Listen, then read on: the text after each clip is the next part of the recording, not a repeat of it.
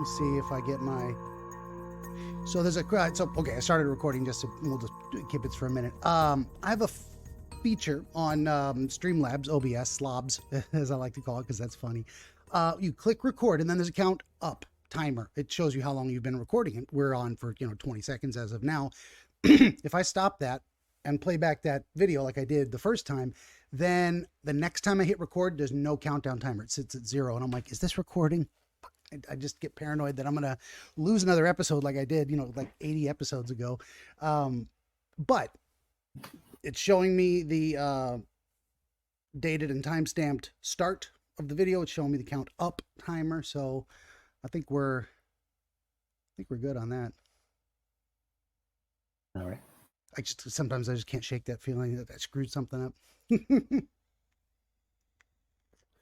old generalized anxiety disorder. I got it. Did I lock the front door? Yeah. I know I'm halfway to work. I have to go back. I can't remember. And I do. It's got to be something. I've always got my own issues. I'm the kind of guy that goes back and checks the stove in the middle of dinner because I'm not sure I turned it off. I did. Of course I did. Yeah. The only thing I've ever found that helps with that is focus, attention. The idea of if I can attend to the behavior of locking the front door and checking the handle that it does not turn and that it is solidly latched, and I focus on that and I hold that in my brain for at least 30 seconds while I walk to the car. When you do it, then I'm okay. If I forget that process, I forget to hold it in my brain, I have no memory that it happened. And I'm like, I don't know if I just glossed over it, because I'm often what makes me a good dream wizard is also what makes me quasi dysfunctional in a lot of other ways. Like so many random inspired thoughts just come to me, very distractible nature, kind of ADD style, although I don't think that's, and there can be a difficulty in teasing out, is this person autistic or ADHD? Because, you can have both, but they're not the same, but they do present the same in certain aspects. So yeah, fuck if I know. I mean, that's why I went and got the diagnosis. I'm like, what the hell is wrong with me? Sometimes I feel like, being in psychology, I know all these symptoms, and I'm like, I got something. So I got the major depression diagnosis years ago, and but there was more, and I always wondered, is it not major depression? Is it maybe bipolar? Because sometimes I feel wound up and I talk too much. It's pressured speech and that kind of, I can't stop the racing thoughts type of style. So that comes and goes, but it isn't exactly the same. It's more this tumble of ideas that connect to each other, and I just go off on tangents. Again, I can get that. I'm in the right business for interpreting dreams, but man, it makes everything else really complicated. To be able to loose associate. Yeah, really. No, it's one of those like superpowers with a drawback. It's paying attention to detail is my kryptonite. Kind of, if I have a routine, man, I can nail it. I will be there every day on time, exactly on that schedule, without fail. You throw in one meeting a month from now at 11 a.m. at a location I can't remember, it's gone. I'll put it on my calendar. I might even remember to check it a week before, but the day arrives and I'm like, I got 6 things to do over here, and the meeting gone from my consciousness at all. Just anything that breaks your usual routine. Anything outside the routine. Yeah. I have such a hard time holding on to it. So. Yeah. I have a hard time just setting up a routine in the first place. I'm very ADHD myself. Yeah. But did I hear that you had mentioned from when I heard you before that you do have autism?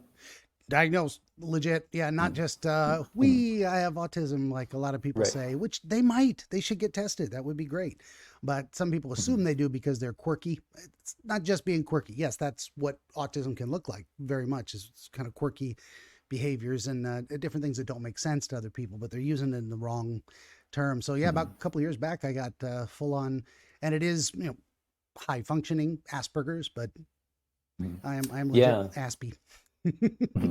Yeah, no, I feel like I've come across more autistic people than I ever had before by getting in touch with the D-trans community, because there does seem to be a fair bit of overlap. And even though I'm definitely not autistic, I've found that there is definite overlap there, and I didn't realize that until then. Just the things like, I guess, when it comes to like social cues and maybe like sensory overload. Oh, for sure. Things like that. That can be a big deal. I don't wear watches, rings, necklace. I mean, I'm married. No, nothing on my finger. I can't stand it. It just drives me crazy. Like, if I put a watch on my wrist, it never goes. For most people, a repetitive stimulus, eventually the sensory input stops going to the brain. Your skin becomes numb to the presence. You're able to kind of create a hole in your awareness where it's like, we don't have to think about that anymore. It's just there. We know it's there.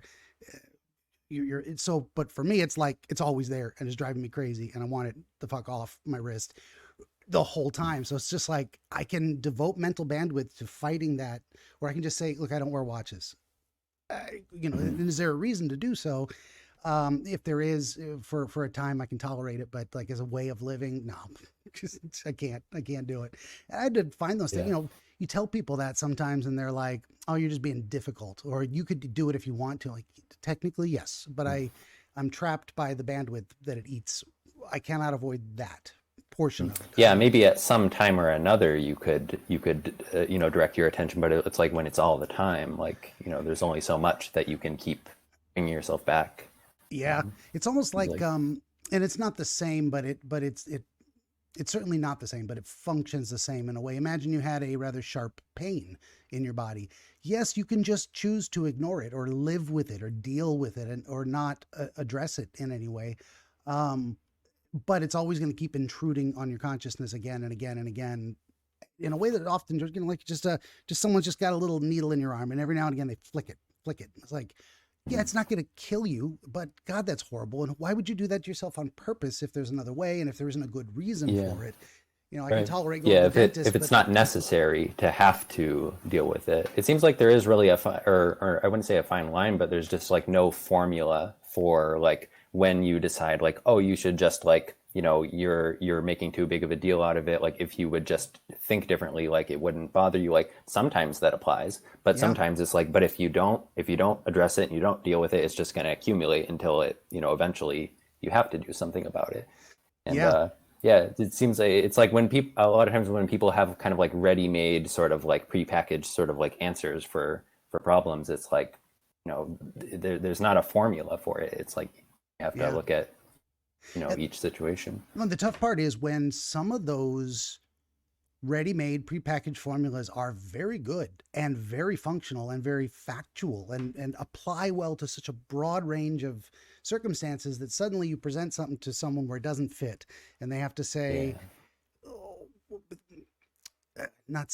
but it presents to them a challenge. Do I re-examine what I've just accepted on faith in a way as true, as proven true by multiple circumstances, or do I dismiss that and say, no, you're just wrong. You can do it if you want to. And a lot of people get stuck in that. And that's the funny thing too, is like we have all these aphorisms and witty sayings and people, I'm definitely one of the folks that say, I'm the kind of person that gets annoyed at some of those things. Like I see inspirational sayings, and there's a whole genre on the internet of mocking inspirational sayings because it's like, life's not that easy. True. Or they're very useful. But they are very useful. Yeah, it's like, the idea of hang in there, white knuckle it. Sometimes you got to do that. Sometimes there's nothing you can do.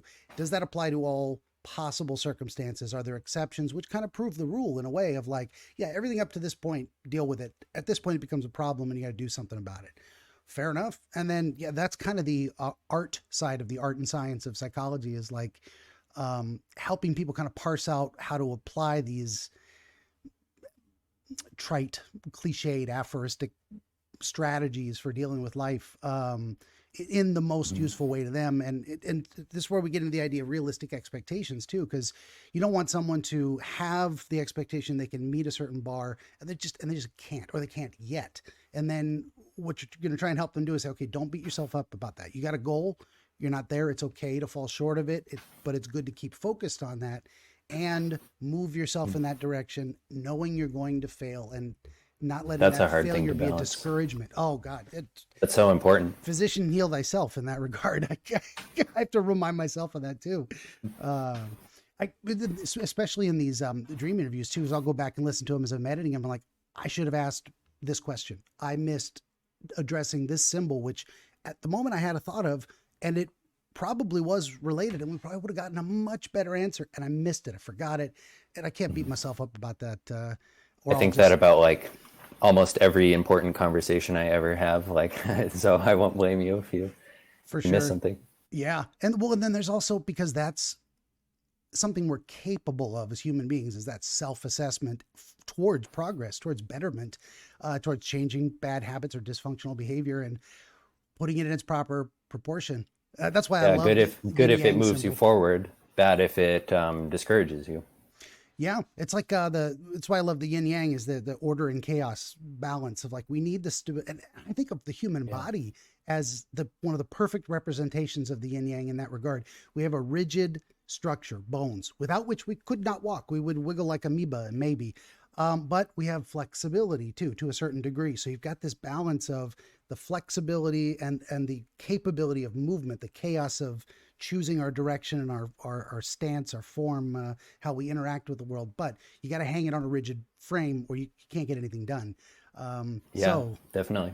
yeah, so Yeah. That's, I think that makes sense why dreams are so important. Is they're symbolic and they're stories, and I mean, there's always a limitation to how much you can describe those kinds of things, but symbols make that so helpful, like to be able to kind of navigate things like the one and the many, or like sort of being and non-being, even like that you have like something that is permanent about you. You are a thing. Like you're not just like this thing that kind of like, I mean, in a way, you are this thing that just kind of comes into existence and goes out of existence, and you're constantly changing. But there's still something about you that's like human nature, that's solid. yeah, we are this weird dichotomy of like, what is a what is a moment? Like there was a moment just then, it happened, but it's gone now. Time, the progression of time. So we are these the what is it? Frames of a film give the illusion of motion, even though they're each static pictures that are taken in rapid succession. We get the illusion of movement to our eye, so we think we're watching something live happening. I was going somewhere with that. It's we are this complete blend of like whatever you are at this exact moment, that is a static thing that you are that is always changing. You are like the combination Yeah. of an irresistible force and immovable object at the same time at all times across time. Yeah, like a mathematical or geometric point too. Like it has nothing actually to it if it's just a point, but it's like locating a spot, and it doesn't really have any like being or substance until it's kind of Yeah. like part of a succession of points. Yeah, that's a good way to And describe it too. It's like this is a point and it's a same thing thing and with we a can moment. identify it. Yeah, It kind of but is a a point. thing and it's not. So like the yin yang thing, like each part of the yin yang has to have a part of the other part, or else it's not one. So it's like you can never really speak about any one thing without kind of implying the other. Yeah, and it can never be entirely one thing without any trace of the other in it. That's why I love that symbol too. It's like it's perfect. In my imagination, I think of it as one of the oldest names for God, and I'm a weird combination of like a agnostic, atheist, deist in a way. So I don't have any. So agnostic, I don't know. Is there a God? What do you mean by God? Hell if I know. If we conceive it as the unmoved mover that was the first cause for the chain of events that is the Big Bang of the universe, sure, that's God, outside of time and space and everything. What are the properties of that being? Hell if I know. Does any specific, and so that's the agnosticism. Theism is because I'm unconvinced that anyone has got it quite right just yet. I do not subscribe to any specific system, but the idea that God is synonymous with nature, the physical world around us, that makes sense to me. So if I were to be this agnostic atheist, but conceive of the universe as it's as kind of the living, like we're living inside the body of God itself in a way. Yeah. No, It's the I best I can can do. really appreciate. Yeah. No, I can appreciate that. I think that all those kinds of things are true, even though I'm very like, I would very unambiguously say that I'm a theist. I'm a Catholic, and so I have very like specific views Hmm. about God, and I don't find that there's anything about like the specificity of my views that like prevents me from seeing kind of the kind of unboundedness of everything that you're saying, because that's kind of the way that I sort of see it, is that it's that sort of both andness to it. Is it's like God is indefinable, but I also believe that God he kind of defines himself for us in a way. And so like the moment that we say like, oh, but you can't define God, like, but now aren't you kind of defining God, because now you're saying something about him. You're telling me what So he's it's like, not. A lot of people miss that part. Like, well, yeah, is he? I don't know. yeah, and so that's kind of is a lot of times seen as like a, it's a very great exercise for understanding God better, is to think about, what he's not, or what it wouldn't really make sense to say that he is, or at least Mhm. not in an absolute way. And so they like that's like maybe the most kind of like significant, or kind of the most like famous thinker in the Catholic and Orthodox world is Saint Dionysius, Mm. the Areopagite. Kind of a weird name, but I he might was have like a come across that, Syrian. but I'm not too familiar with it. Yeah, he was The like a name. Syrian monk. He's kind of anonymous, so that's why it's the pseudo Dionysus. That's sort of like the name he was dubbed, was Dionysus. Okay, I And think I have come across that term specifically in my dream book somewhere. Yeah. yeah, oh yeah, yeah, Well, they yeah. I wouldn't reference be a lot of surprised. thinkers across religion and otherwise. Yeah. Yeah, and he's maybe most famous for like the apophatic way, which is like the moving toward God by kind of negating, sort of Mm. it's a kind of a negative theology, by negating what God is not. But then, because of kind of the things that I said, I think like once you kind of do that enough, you still have to ask yourself, well, does that actually make it impossible to say anything about God, at least in some sort of relative way, or are we going to pin God down as this sort of thing that you can't name? And so then there's the other way, which is the cataphatic way, which is by moving. It's kind of moving up toward things that you can say by, and that's more by beginning with the material world and looking at the way that the material world reflects God in to different degrees. And usually mankind is seen as kind of like the highest thing of creation that you can see. In another sense, like angels will be seen as the highest thing, but mankind is kind of like the center of creation that kind of brings it all together. And so it's kind of like there's this need for both the apophatic and the cataphatic way. And I Definitely. Yep. think And I I think thought of there's a the kind of a yin yang sort of notion in that.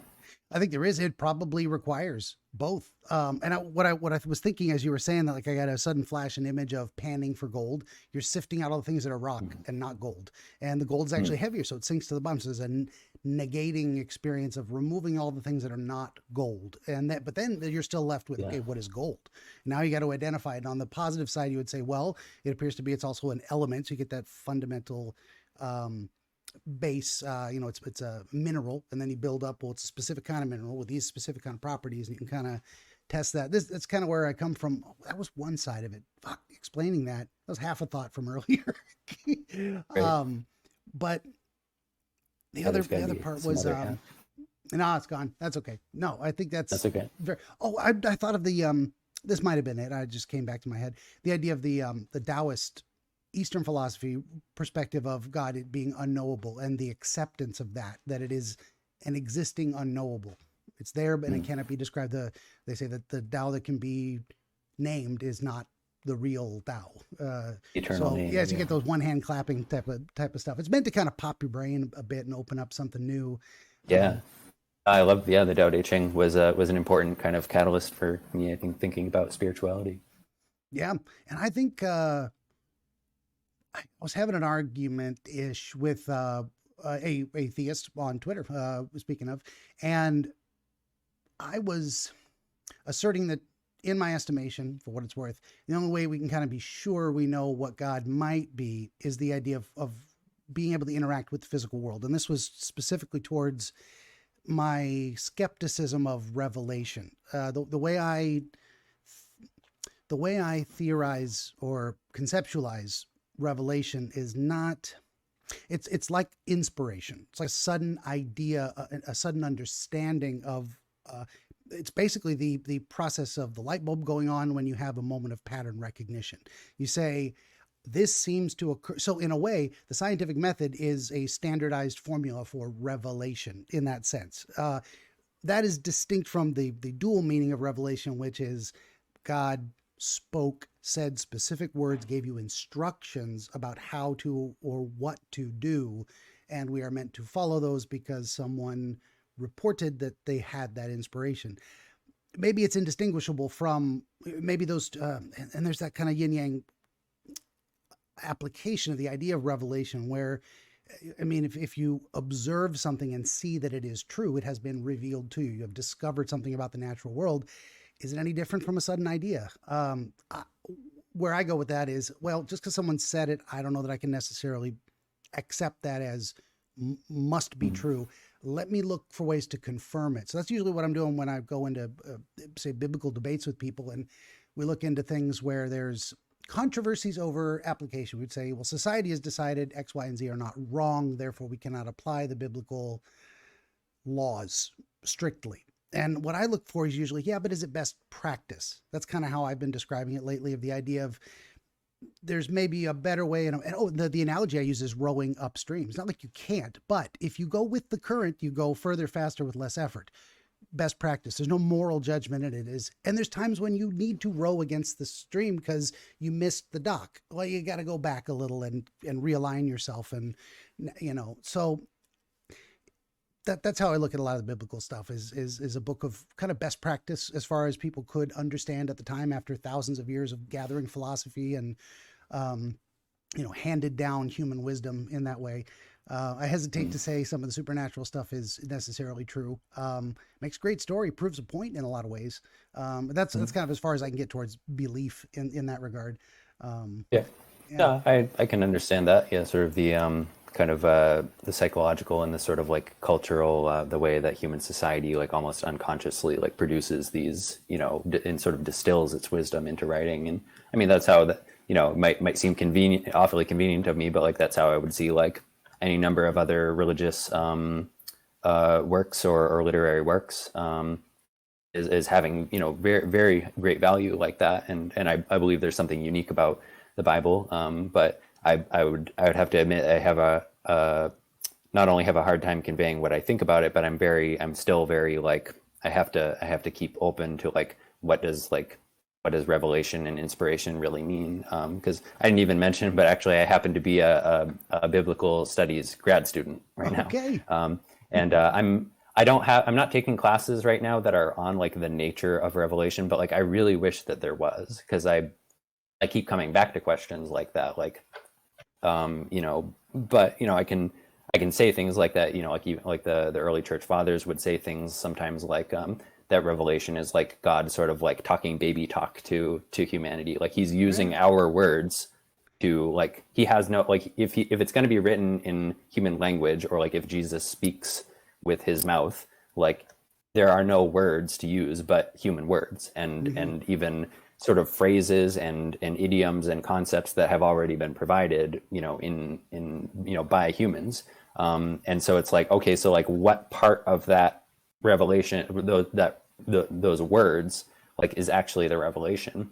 And so I kind of feel like I have to have sort of this like openness to like I don't necessarily know, like it's kind of maybe when I step back and it's the big picture, but that it's sort of like this like divinely mandated sort of like these words will serve my purpose. These words will sort of like kind of get the job done. And I don't know that I want to just say that that's it, that it that it's just sort of like, well, this is like good enough or something like that. But I think about these things because it's like, what would revelation be in that manner, and also like what does it mean for a person to believe what they read? Because if you read the words but like you don't really comprehend like what it meant maybe in context, culturally, or what sort of purpose it's supposed to serve for people later on, like are we talking Old Testament, New Testament, and not to mention like we just are 21st century people, like there's no way that we're going to just readily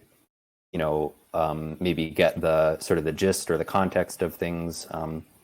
Then like what does it mean for someone to believe it? Like if somebody who, say, just a really simple example, like if somebody doesn't believe in God and someone says to them like God exists, like did you really tell them that God exists? Like do they know what you mean by that? Yeah. Like you're not actually telling them anything. So I guess I kind of see like the scriptures as having a certain power to it, but I don't necessarily know like what that all really means. Is like, to have that revelation like inside you in your heart, that's going to be something I think more like like you're describing, like, eventually it's going to have to come down to like you having a perception, and and even then, if you have a mystical experience, like, then what does it mean if you come back and you try to write it down? Is it going to have any connection to what you were actually experiencing? Yeah. And so it's I kind of fail to feel like I can like really go around and know that anything that I would say would convince other people, but I sort of have a faith in the particular revelation that the Catholic Church offers, as much of a mess as the Catholic Church is. Yeah. Well, one thing that institutionalized, say, religion has to offer is, apart from community, which is great, connecting with other people of a shared belief, which is tremendous value outside of anything else. But it has kind of a long history of seeking that understanding. Well, what does this really mean? How do we best apply this? Therefore, what do we recommend or command, so to speak, from that power structure side of things? This inspired a lot of different thoughts and very much things I've argued for and said in the past, in terms of like, I may not look at the Bible as necessarily true, but I definitely look at it as something that should be taken seriously. Like, let's say, there's a 10 Commandments, thou shalt not X, Y, and Z. Maybe I should assume, I say to myself, there's something in there that is of value. So that's just step one. I'm not saying it is or it isn't, but I'm not going to necessarily say it's not. Someone wrote it, who cares? There's too many people, I think, who look at the Bible and go, oh, it's all fake, necessarily. All of it, head to toe, made up bullshit, and see no value in it. And I say, I go a step closer to faith in terms of saying, I will assume there is probably something there that I might want to look at. And then I use my reason and logic and the tools at my disposal to try and suss out what that is. A lot of it is, and we were talking about like the idea of revelation and interpretation, especially, which is, my specialty, of course. So maybe if I think some of the things we look at that may be currently culturally controversial are a matter of misinterpretation. Maybe that's tremendous hubris on my part to assert so many people got the understanding of the Bible wrong. But the example I would go to on that is, for years and years and years, I thought it said only thou shalt not kill. But according to, I think, what is the most accurate interpretation, it says thou shalt not commit murder. And that's not the definitely same as killing, it would be such a glaring contradiction with all of the killing that there is in the Bible. And some of it divinely mandated, which is hard. I don't know how to resolve all of those things, but but again too, like even just like legal court systems, like it doesn't contradict that there is capital punishment and things like that. Yeah, exactly. But then, so first you got to make sure you understand what it's actually saying in the proper translation. And then you can say, okay, well, how do we apply that? What does that really mean? Well, murder is a specific kind of thing. And some people get stuck on the legalistic side of it, which is, well, if the state defines murder by XYZ, then if they simply make a particular kind of killing legal, it's not murder technically, therefore go for it. Not exactly. It's more of a metaphysical murder concept than a strict legal state enforced definition type of thing. I always argue with people, well, not always, but I frequently put forth the proposition that legal does not equate to moral in the positive or the negative sense. That which is legal may be immoral, and that which is illegal may be moral. Definitely. Yeah. And I use what was slavery as the example. Legal, never moral. Years ago.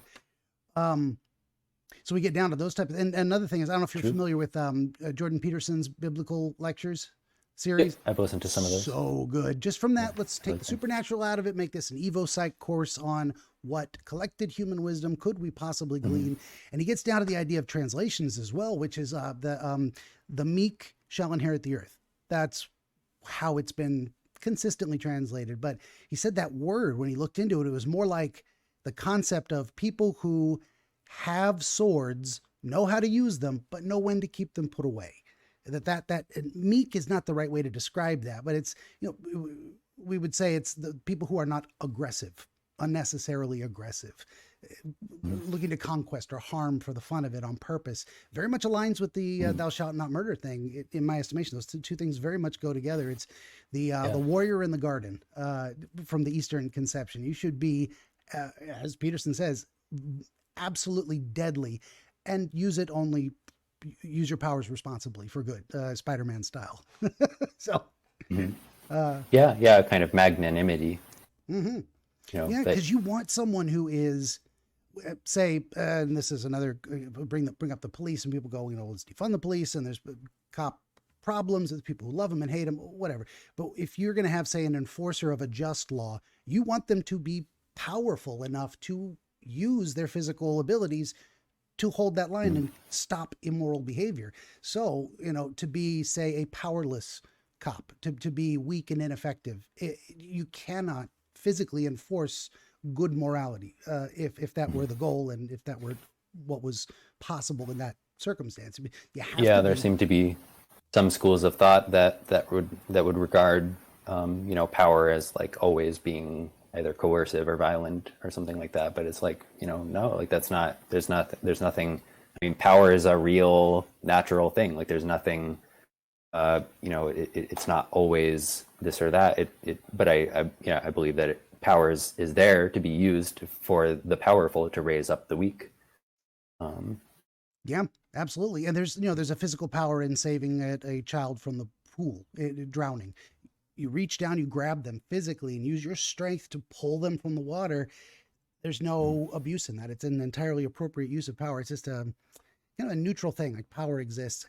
There was a debate I was hearing on the internet the other day. I think Sitch and Adam show. Shout out to those guys. And Chris, their guest from Sunday, Tuesday, one of those 2 days. They were talking about the concept of might makes right. And the way I formulate it is differently. It's true and not true in a sense. Force determines outcomes is how I would say it. And that is physically, technically true. You can force a specific outcome.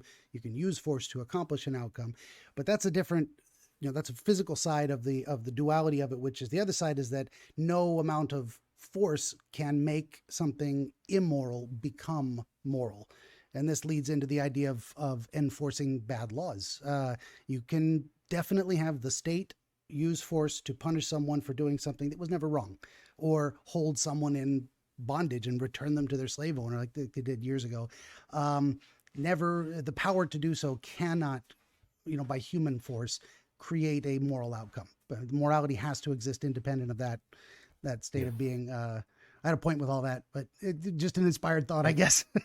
Oh yeah, I agree. Yeah, I think power is of itself is a neutral thing, or I would even say that it's a good thing, just because of the fact that it's a real thing. But that even good things can always be used for bad, and the better something is, the worse its misuse can be. And very true. And yet then you get things like violence, and like when you say something like it's not thou shalt not kill, it's thou shalt not murder. It's like sometimes, like, I mean, maybe some people are absolute pacifists, but I think the vast majority of people would say that there's at least some times where there's justification to kill if it's in self-defense or defending someone else. And it's like that. I would even say like violence and killing are like in and of themselves bad things that can sort of have a proper context for it. Yeah. There's the weird thing where it's like, so what comes to mind is self-defense. I mean, I do not believe Jesus or God would mandate that we allow ourselves to be killed. That doesn't make any sense to me. Even if Jesus did for reasons, fine. He had a specific goal in mind to be accomplished. And I think self-sacrifice is a whole other question. Martyrdom is that's when you're going above and beyond for something yeah, and that's where a lot of people get those things messed up. And I think a lot of this the denigration of, say, Christianity in general is people just don't get it. They don't really know what it's meant to say. So you get the idea of well, that's not what Jesus would do in certain regards. And it's like, these are from people who are actually not Christians. They're just like trying to use it as a cudgel in a way to control. Yeah, they're just kind of casually win their argument in a sense. But yeah, so the idea of killing in self-defense would then not be murder. So there is an important distinction. There's not absolute pacifism. It is, I don't have to let this person kill me. If I have to stop them by making them death, so be it.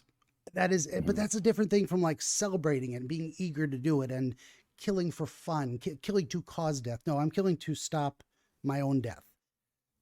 If you got to do it, fair enough. But it's not something that should be celebrated nor avoided at all costs. It's very much again the yin yang dichotomy of both of those things at once. And you can be very sad that someone made a mistake in attempting to rob someone at gunpoint, and that person that robber who made the mistake got shot and died. And you can be sad about that and say it's still a good outcome. It is better that the victim did not die. Right. Even if it was a kind of righteous, act, there should, I would agree. There should still be a kind of something somber about it. It's like, I wish that wasn't necessary. And sometimes it can turn into a sort of gloating or sort of, joy of the battle.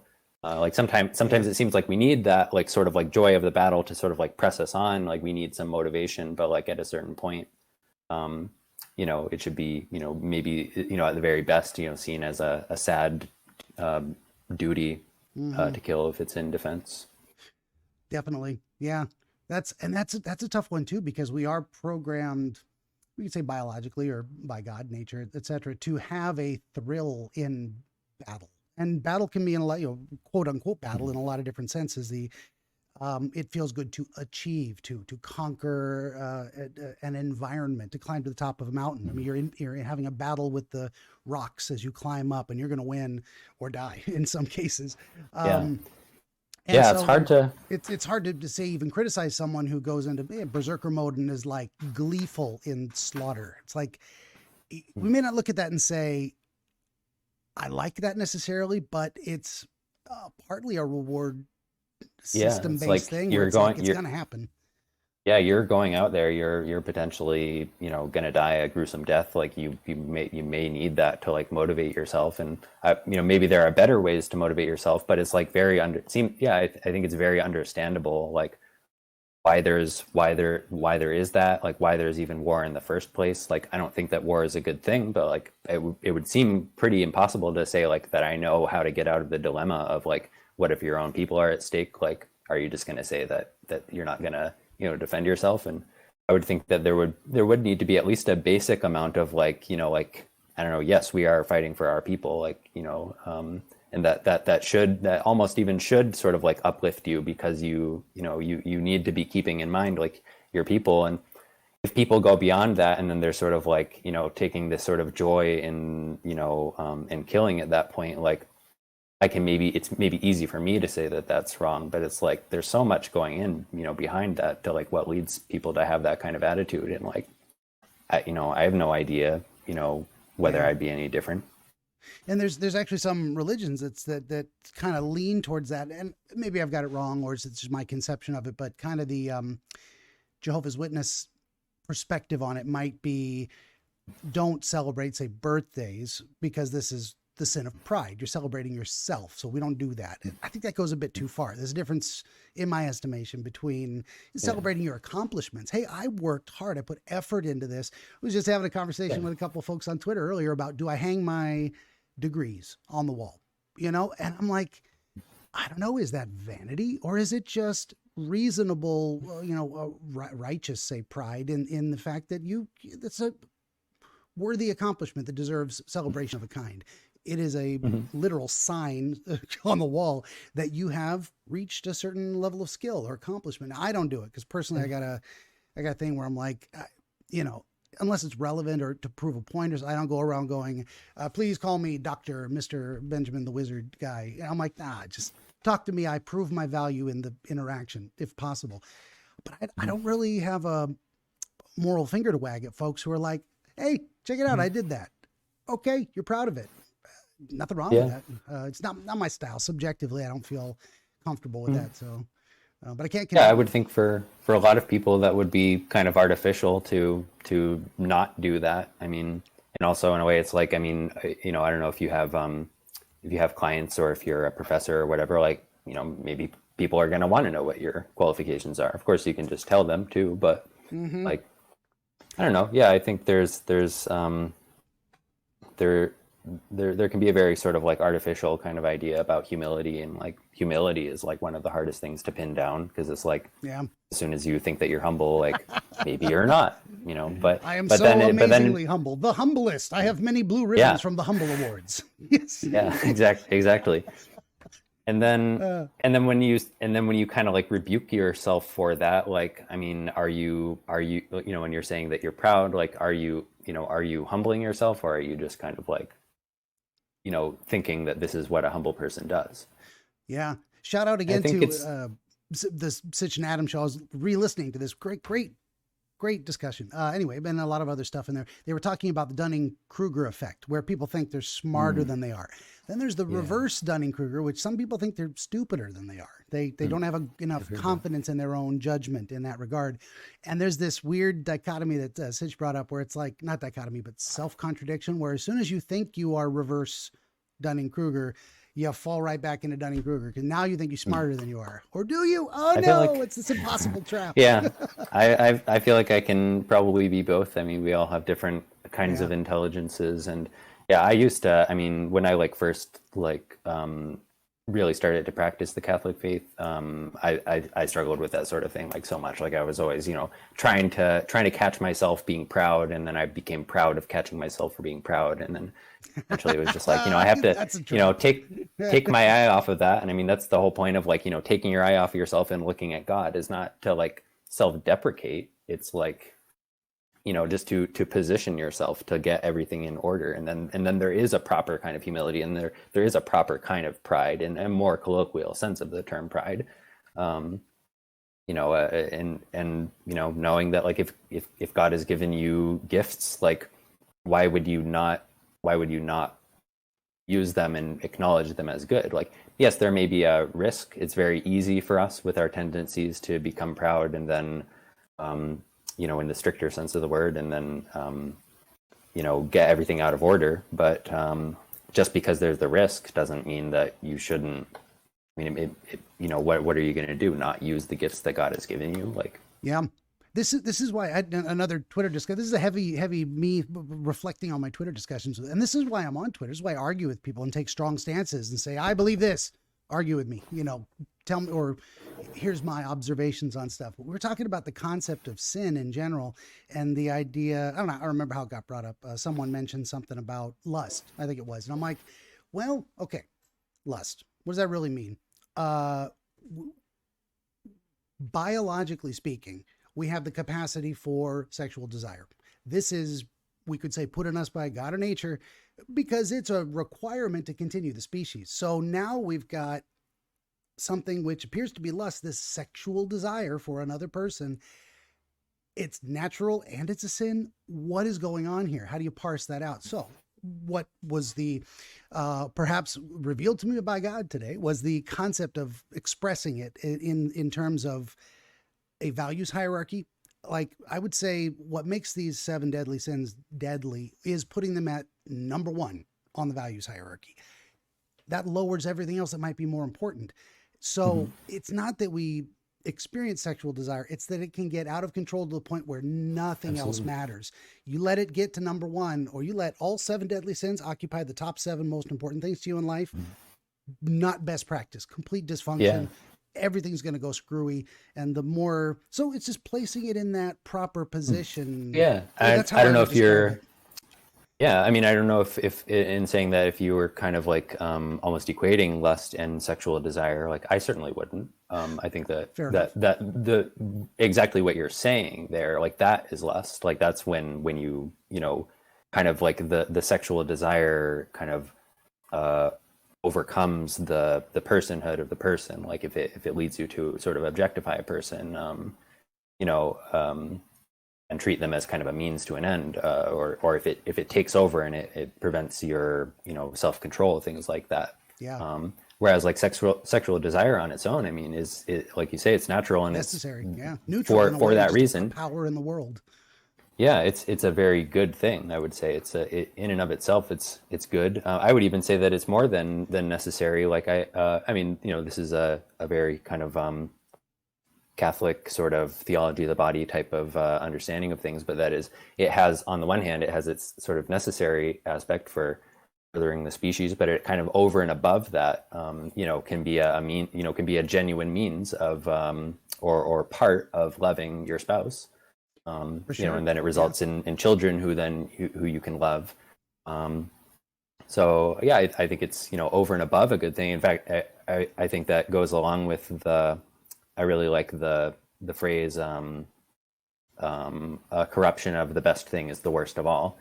And I think the reason why, oftentimes people can get the impression that Christianity like teaches that sex is like sort of either bad or it's like this necessary evil sort of. Yeah, like dirty. I mean, that's people get or that idea. sometimes, or sometimes you actually get Christians who seem to really think that way. But I think it's, I don't think it's only Christians, but the reason why there are so many kind of like repressive kind of sexual mores in the world is because if there aren't those, like it's extremely easy for it to go in the exact opposite direction. And when you just look at like the amount of tension that there is in sort of politics and social commentary and just people's personal lives about how to navigate sexuality, and women being very justifiably nervous around men sometimes, even if the majority of men are not doing things that are wrong. The fact that there is a significant portion of men who are dangerous, like women have to be on guard. And then I mean, this is it's hard to tell. Yeah. Right. Yeah. You don't have to make any assumption about any given man to just be like, well, I don't know this man, so I'm not gonna, I can't also assume that he's safe either. And as a D-trans man, this is personally something that I struggled with a ton, because from the other side, I'm like, well, I can't blame women, but on the other hand, I feel like really disgusted with myself, and I feel just very, very afraid of ever doing anything that would make a woman uncomfortable. And that's, I'm just kind of throwing that out there as like one of my like deepest struggles in life, but it's it gives me a very deep appreciation, I think, of why like it's like with a lot of the things that you say that are kind of maybe disordered in human society, but you can kind of understand when you think about these things like that. There are reasons why there ended up being so many kind of like very repressive sexual mores, and I think that there's definitely an in-between there somewhere, and doing that in-between thing isn't just an acknowledgement that, well, like, look, sex is necessary, so we've got to figure out how to manage this. Like that's very true, but even I would say that sex is a very good thing, and because of how good it is, it's one of the most difficult things for humanity to navigate without going to like one extreme or the other. Yeah, for sure. Well, and the idea that it isn't just what were you saying a moment ago? The idea of sex being enjoyable. It is. We could say that's evolutionary to make sure we keep doing it. Hey, it feels great, so we chase that. But if you look at it, say, purely from a God has ordained it to be so, there's no reason he wouldn't want us to enjoy the act of procreation as something that just makes life worth living. The idea of intimacy with a spouse and connections with other humans and all this kind of stuff, all the positives that we have. It isn't just, it feels so cold and clinical to say, well, it just evolved. We have these neurotransmitters and you get your oxytocin and we have it all explained and there's really nothing to it. Well, yeah, but it's what makes being alive fun in a way, not to the degree where hedonistic, you just pursue pleasure, but there's nothing wrong with enjoying it. It's a real part. Necessary. Yeah. Yeah. It's a part of life. Yeah. And it's a part we can consume okay life with, but enjoying in that regard. Yeah.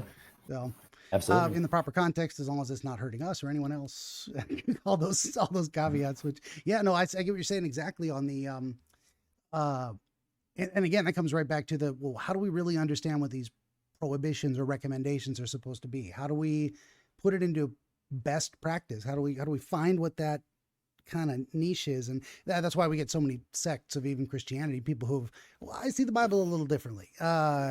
And so, I mean, it all started with, so you're Catholic, so it goes back to Martin Luther nailing his protestations to the church door. And now we got Protestants and 16,000 sects of Protestants.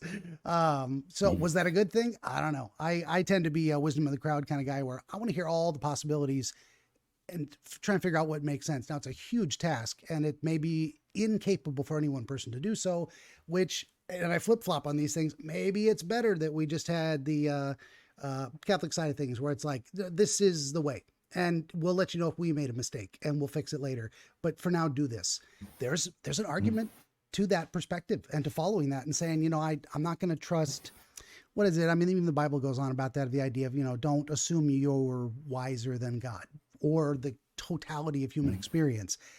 It may be impossible for any one human being to figure it all out. And so we're going to have to rely on somebody somewhere, somehow to give us a little stand on the shoulders of giants and help us figure out the next step in a way. So.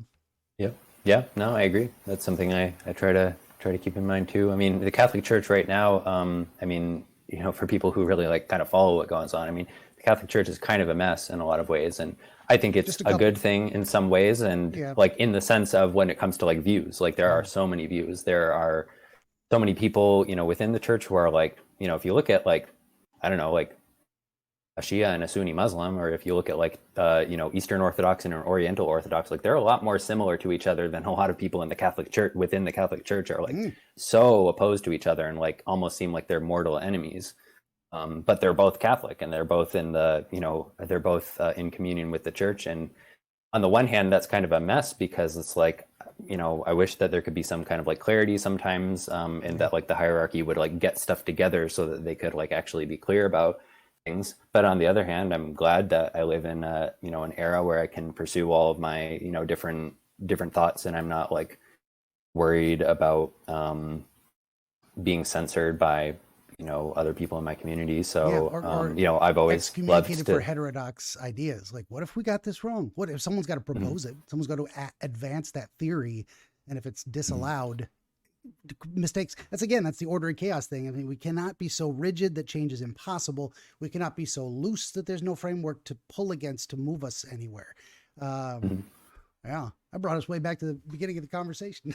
I think that's why I think it's such a powerful symbology in my mind. Like, keeping that in mind, order and chaos, always in tension, in balance. It's kind of the structure of reality, and so we keep coming back to it. I mean, the human mind is at least somewhat attuned to it, so and it's great that we have two surprising we'd keep coming hemispheres that communicate with each other too. That's another dichotomy to the kind of order and chaos in our brain. And structure, I thought I heard someone say too that like, at least it's probably an oversimplification, but like, does it kind of like represent sort of like verbal and nonverbal communication and processing and things like that? Yeah, it's been a while. I dig back in my books, but it definitely it's the creativity and structure is kind of how I break it down. Of like it's order and chaos are literally our two halves of our brain, which is, I mean, created in the image of God. That's one way to say it. But one does, we have language processing centers tend to live in, and spatial awareness tends to live in another. So and then sometimes things are shared equally by both. So the same processing, it's like frontal lobe stuff, it goes across both in different areas. We found this out because I learned this 30 years ago, and it just came back in a video series called Unexplained with William Shatner on Netflix. I'm watching that. I'm like, let's look at cryptids and prophecy and different things. It just, because it is the unexplained. He always ended the show that way. Phineas Gage, railroad worker, got the railroad tie through his brain, knocked out a chunk of his skull, and he lived. And it destroyed the inhibitory centers of the brain that make you less impulsive, frontal lobe stuff, where you can think twice and say, maybe that's not a good idea. No, he would just act. So he went from kind of a mellow, regular dude to someone that cursed and swore and staggered about and did a lot of things. It made him look like he was perpetually drunken, cursing, angry type of guy. But it was just that impulse control center. And so and that was on mostly one side of the brain, but that whole frontal lobe area it shares a lot of those executive functions together. So that's my long story short about the brain. I'd have to get into other areas like, cool. But this gets into more fascinating stuff too, where it's like we can watch people dream and their brain lights up like they're having physical experiences, auditory center, verbal center, different places lighting up on these functional MRI scans. Something's happening there. And it's very similar. And a lot of the books I'm editing from the past and republishing say the same thing, is that we've had this long-standing understanding that dream experiences and psychosis are very similar. It's like this is something that's not happening. but you experience it. Same with psychosis. It's not there. And we're able to see with, say, schizophrenic voices. You put them in the tube and the brain lights up when they say they're hearing voices, and there's nobody talking, but their auditory processing center is showing activity. So it's generating its own experience of hearing things without the physical input to rattle the eardrum to go down the auditory nerve into the brain. The hell is that? Nobody knows. Nobody knows. We still haven't figured it out. Yeah, it's not like it's not like people, who with schizophrenia or psychosis, like are just like totally like some other category. Like it's the same stuff that we all experience something of that kind, usually in sleep and maybe the proper place. But yeah. And I wonder if we're going to get around, or maybe there is research I'm not aware of looking at the brain in sleep and schizophrenia and how they might be similar, and whether we're getting these dream-like hallucinatory experiences that just happen when we're awake. And it's the same type of phenomenon. I might have just hit on something. Hey, if you're still doing research out there and you're not looking into this, please. That's and this is the first time I remembered we were actually recording an episode. We've just been talking for like an hour. Yeah. I didn't do the introduction. I didn't do anything. I figured we'd just chat for like 5 minutes and then, but this is the show. This is it. I'm not even going to do the introduction. Oh, I'll do it right now. Greetings, friends. Welcome back to another episode of Dreamscapes. Today we have our friend Enyata from Twitter, one of my Twitter mutuals, and you can get in touch with me that way as well. Our friend is an artist and writer. You can find their work at njada-art.blogspot.com. And so that's Enyata with a J, and also NJADA DTrans and enyatadtrans.substack.com. And that's the introduction. Buy my books. I got t-shirts for sale, all that good stuff. This is going to be a funny episode. I'm just going to start it. I was going to start it and let it roll and not even do the introduction until just now. That's good stuff. Yeah. Well, I mean, we can keep talking. You're, intelligent and fascinating and all that good stuff. But you did come here to get a dream interpreted. And I don't know if you want to jump into that now or keep chatting. Yeah, I'm easy either way. Yeah, no, I'll jump into it. I guess I had sort of a question that'll sort of determine how I go into the dream, sure. which I personally already kind of like want to know this about dreams, if you happen to know, or just whatever your impression is. Like, so sometimes I'll have like kind of a sequence of, dreams. I mean, I think everyone does. Like you kind of remember, it seems like you have multiple dreams, but it really happened one right after the other. Sure. And I sometimes tend to think that when that happens, like you can kind of regard the whole thing as the dream, like that it's sort of a unit, and that your mind it has something to do with the structure of like how your mind is thinking of it. Yeah. So if I have like, there's a main part of the dream that was like the main thing that I wanted to talk about or to tell. But if there are like two sort of short segments that come right before it that are totally detached from it, do you think that I should mention that too? Maybe so. That's a funny thing with dreams. So you may have the waking recollection that these seem to happen back to back, and it may actually have done that. These may have been several hours apart in your sleep cycle, and because that's what you can remember. I kind of blacked out everything between. Everything between, just nothing happened technically. Yeah, black gets like an interior blackout in a way. Like I would imagine something happened, but there's something about there's a line, a liminal space between sleeping and waking where it seems like we can hang on to dreams, and that our brain never stops processing, but some of them are just too deep to register. So my theory is we dream the whole night. We dream, our thought process occurs continually, but only some of the stuff that gets closer to the surface, we can kind of, it's like looking into the water at a certain depth, you can see the fish, and then after that gets black. There's water there, there's fish, there's rocks, there's sand, there's everything. You just can't see it. It's my best analogy. So long story short, you had an actual question. We talk about all of it. Yeah. I don't have do you have a hard time limit? I'm pretty flexible, so. Yeah. No, okay. Yeah, I don't. Otherwise, we'd keep it short and focused. But okay. So yeah, I think it'll. Yeah, why don't we do the thing where you tell me everything, and we'll just kind of parse it out. So as per my usual process, I'm going to first My advice to everyone: shut up and listen. Really hear what someone's trying to say, and then you can go back and ask questions and whatnot. So I'm ready when you are. Okay, great. Well, so the first little kind of vignette was much more vague in my mind than the rest, but I was in the truck with my dad and his friend. So he had a friend who was visiting, so we were just kind of driving around.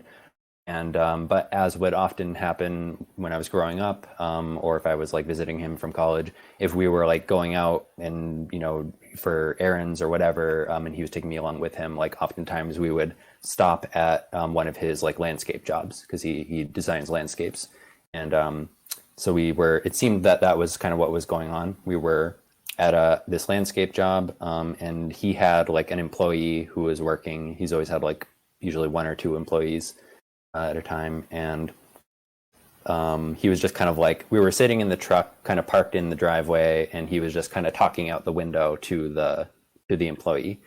And I remember the house was like a beige, kind of small, humble looking kind of beige house, and the truck is kind of in between there and like a tool shed, and I'm sitting right in between my dad and his friend, kind of in the front seat of the truck. And his friend is a really big guy, so I'm a little bit smushed. And he seems like kind of a combination of a friend of my dad and his brother-in-law, who he's very friendly with, both of them. And they're both people who he really likes to joke around with. Like they really they're both of them are like really kind of funny guys. And so as my dad is talking to the employee, they start joking around, and they're just kind of, making jokes. And at a certain point, like I jump in and I make a joke, which is very uncharacteristic of me because like I'm very, very reserved around both my parents. I'm pretty uncomfortable with them in a lot of ways.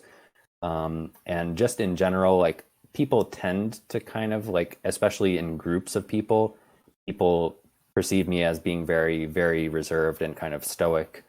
And so like I don't make jokes a lot. And so like if I do something that breaks character, it always stands out to people. And that's something I don't like. Like I wish that I would just like be more kind of free, with myself and more spontaneous and not have it be a big deal. But because everyone like gets used to me being this way, then when I do something, then like it always has to get pointed out. And so I joined into the joke, and one of them, I think my dad's friend, was kind of like, oh, now he's making jokes now. And I was sort of like, and I just kind of, it was a little bit embarrassed, but I kind of laughed it off. And there's nothing dramatic about it, but that was basically all that happened. And at some point we drove around to the other side of the house, but I don't remember anything else. Second part. I arrived finally at the last terminal after like many layovers on an airplane, and I just had this feeling that I had been like wandering for a very long time, like through all of these hallways and I went through all these layovers, and I like wasn't even paying attention to the whole time. Like I was so tired and just like dazed out that like when I got there to the last place, I almost sort of felt like I had been like protected by Providence, sort of like, I can't believe I like got here, sort of. Nothing dramatic about it. It was just sort of like, I often find like in dream, like at the beginning of a dream, I'm like kind of fading in. Like I've been dazed out, and now I'm like kind of becoming aware again. Gotcha. And I'm like, whoa, like I'm glad that I didn't, miss my flight or something, because I think I wasn't paying attention to anything that happened before.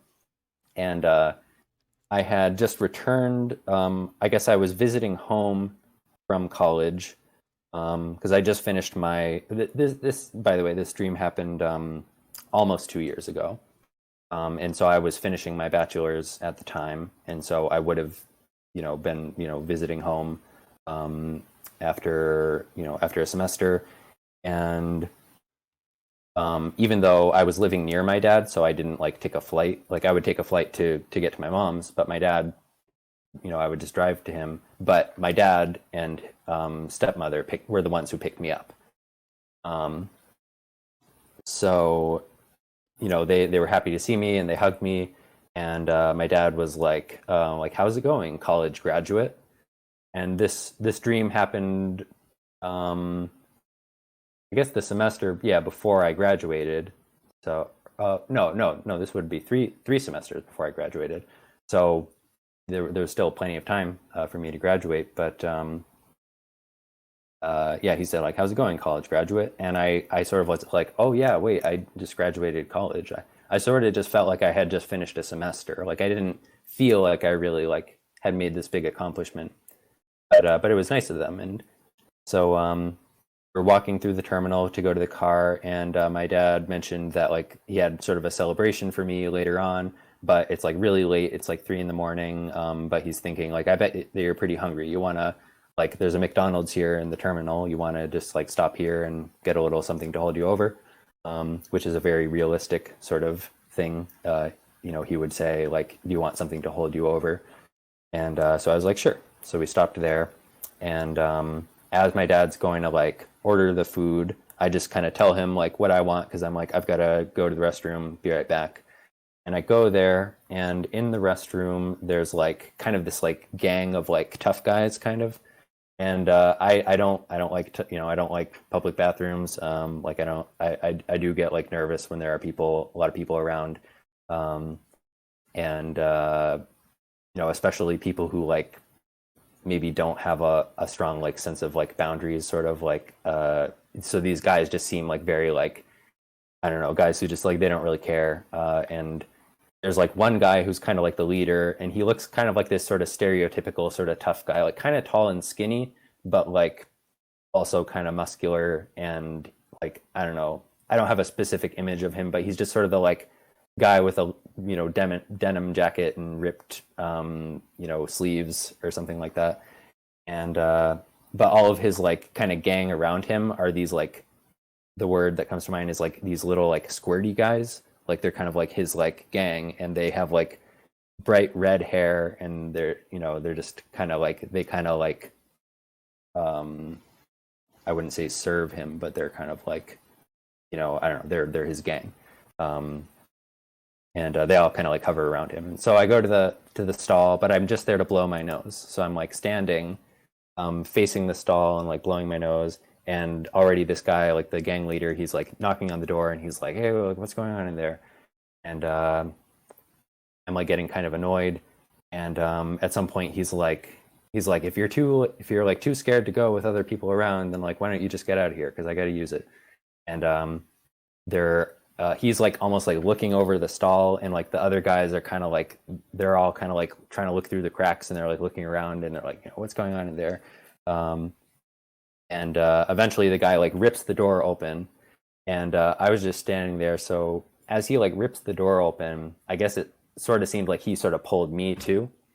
And so I just kind of like leaned into him as he like pulled. I pushed sort of, and I like leaned into his face, and I had the tissue in between us, and I was just kind of like, hey, I was just like blowing my nose.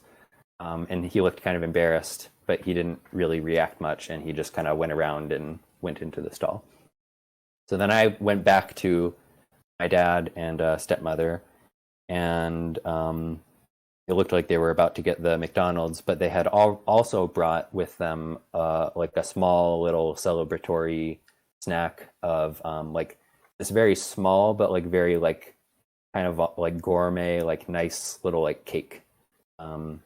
And it like came in like a little gold box, and it was like cylindrical. It was like the size of a coffee mug, and sort of the shape of a coffee mug, but it was and it was kind of coffee colored too. Like it was sort of a kind of cream coffee colored, and seemed like it had like a little like cream sort of like little layer on it too, and a layer of like chocolate graham cracker kind of thing at the bottom. It was just like a very like kind of minimalistic but like sort of aesthetically appealing kind of little cake that we would share 3 ways. And then there was and then they had a bottle of wine. And I just sat there, and I could really see that like they wanted to make me feel proud of graduating, and especially my stepmother was really like giving me like a big smile. And I could see that she really like wanted, she really wanted me to feel proud. And yeah, that was where that ended. So this is the main part.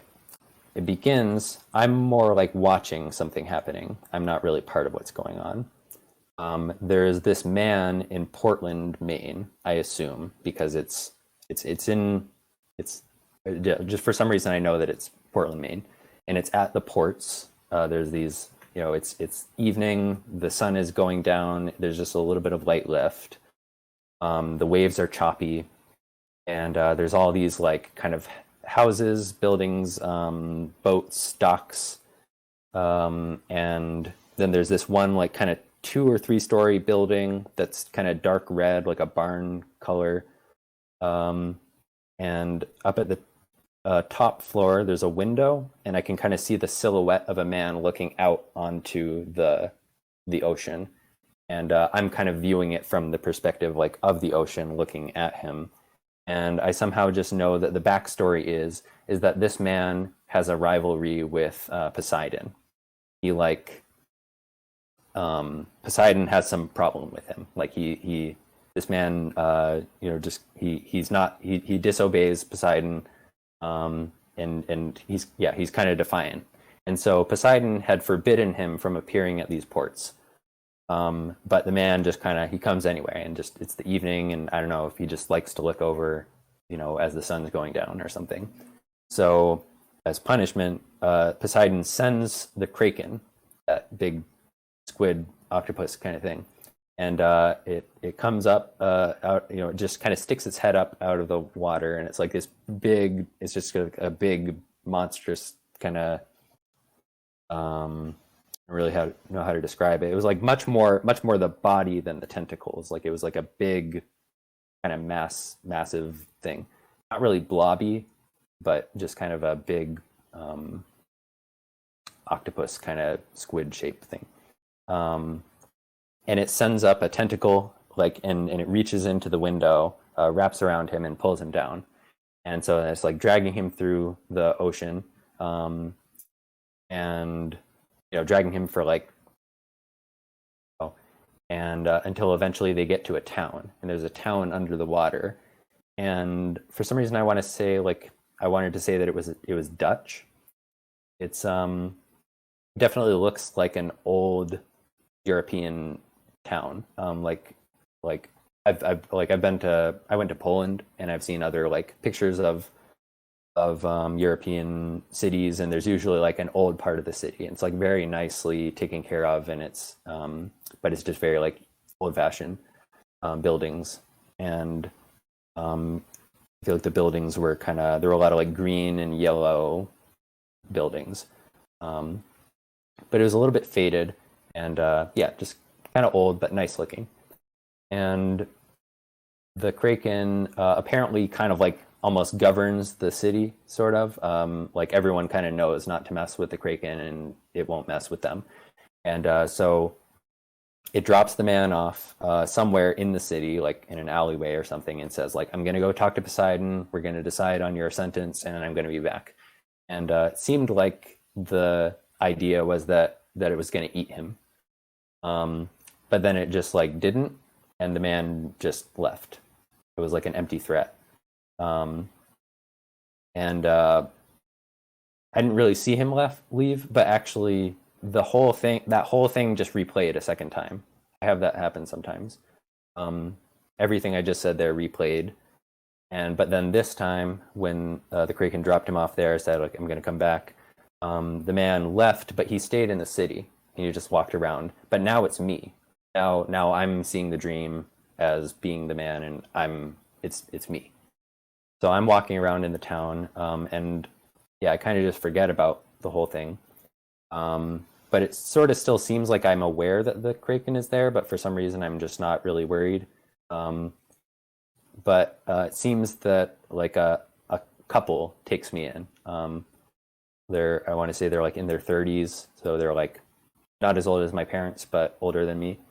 And they kind of take me in. They give me refuge, but they're also like showing me around, all different parts of the town. And it's kind of funny because the town is like people just walk around the town, and they apparently can breathe underwater. but there are still like lots of tunnels that go from building to building if you don't want to go out into the water. So like it seems like all the buildings are connected, and they showed me around in like shops, and there's just like these mazes of hallways that just go around to different places, and some of them are like the old building style, but some of them are like these newer glass tunnels that you can see the water outside.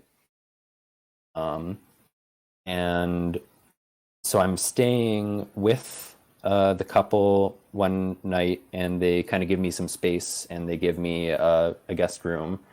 And when I'm by myself, I find myself reflecting on two memories. And the first one, I'm pretty sure what the first one was, if I have the order right, was I was remembering how I used to be in a band with Ed, Ed, and Eddie. You know that cartoon. Yeah. So I was like, remember how I was in a band with Ed, Ed, and Eddie, but remember how Kevin always used to like heckle us? And I was like, that wasn't very helpful, but we still had a good time. And I did have a band, you know, throughout middle school and high school. So it kind of like was like remembering my band, but it was with Ed, Ed, and Eddie. And then the second one was just like picturing myself like riding around outside in the sun on Heeley shoes, like those shoes that have the little wheels on the bottom. And I remember like I was wearing shorts and a white t-shirt, and I was much younger than in the first memory would be like me in like middle school or high school, but this was me in like elementary school. Maybe I'm like 8 years old. And I don't really look like myself in the memories. I never wore Heeley shoes. I had sort of, there's something about like the fact that I'm wearing a white t-shirt and shorts that sort of just, it doesn't really match me. Like I had a slight discomfort with like wearing shorts and like, I don't know, a white t-shirt. It just, for some reason, just doesn't seem like enough clothing almost. But it was sort of like, but in the memory, I'm like, you know, very sort of just like free. I seem like very free and like carefree. And it's, you know, sunny out. And also when I was that age, I really didn't even like playing outside. Weirdly enough, like I always wanted to be on the computer, and it wasn't until like high school that I started to like appreciate nature more. So after that, it was presumably the next day, and I'm like now finally heading back. I'm gonna go back up to land, but now I'm actually going through like a terminal. I don't know if it's like that I'm gonna like I'm going down this long hallway, and I don't know if it's gonna bring me to a submarine that's gonna take me up, or if I'm just thinking of it as an airport, but it feels like I'm walking through an airport terminal.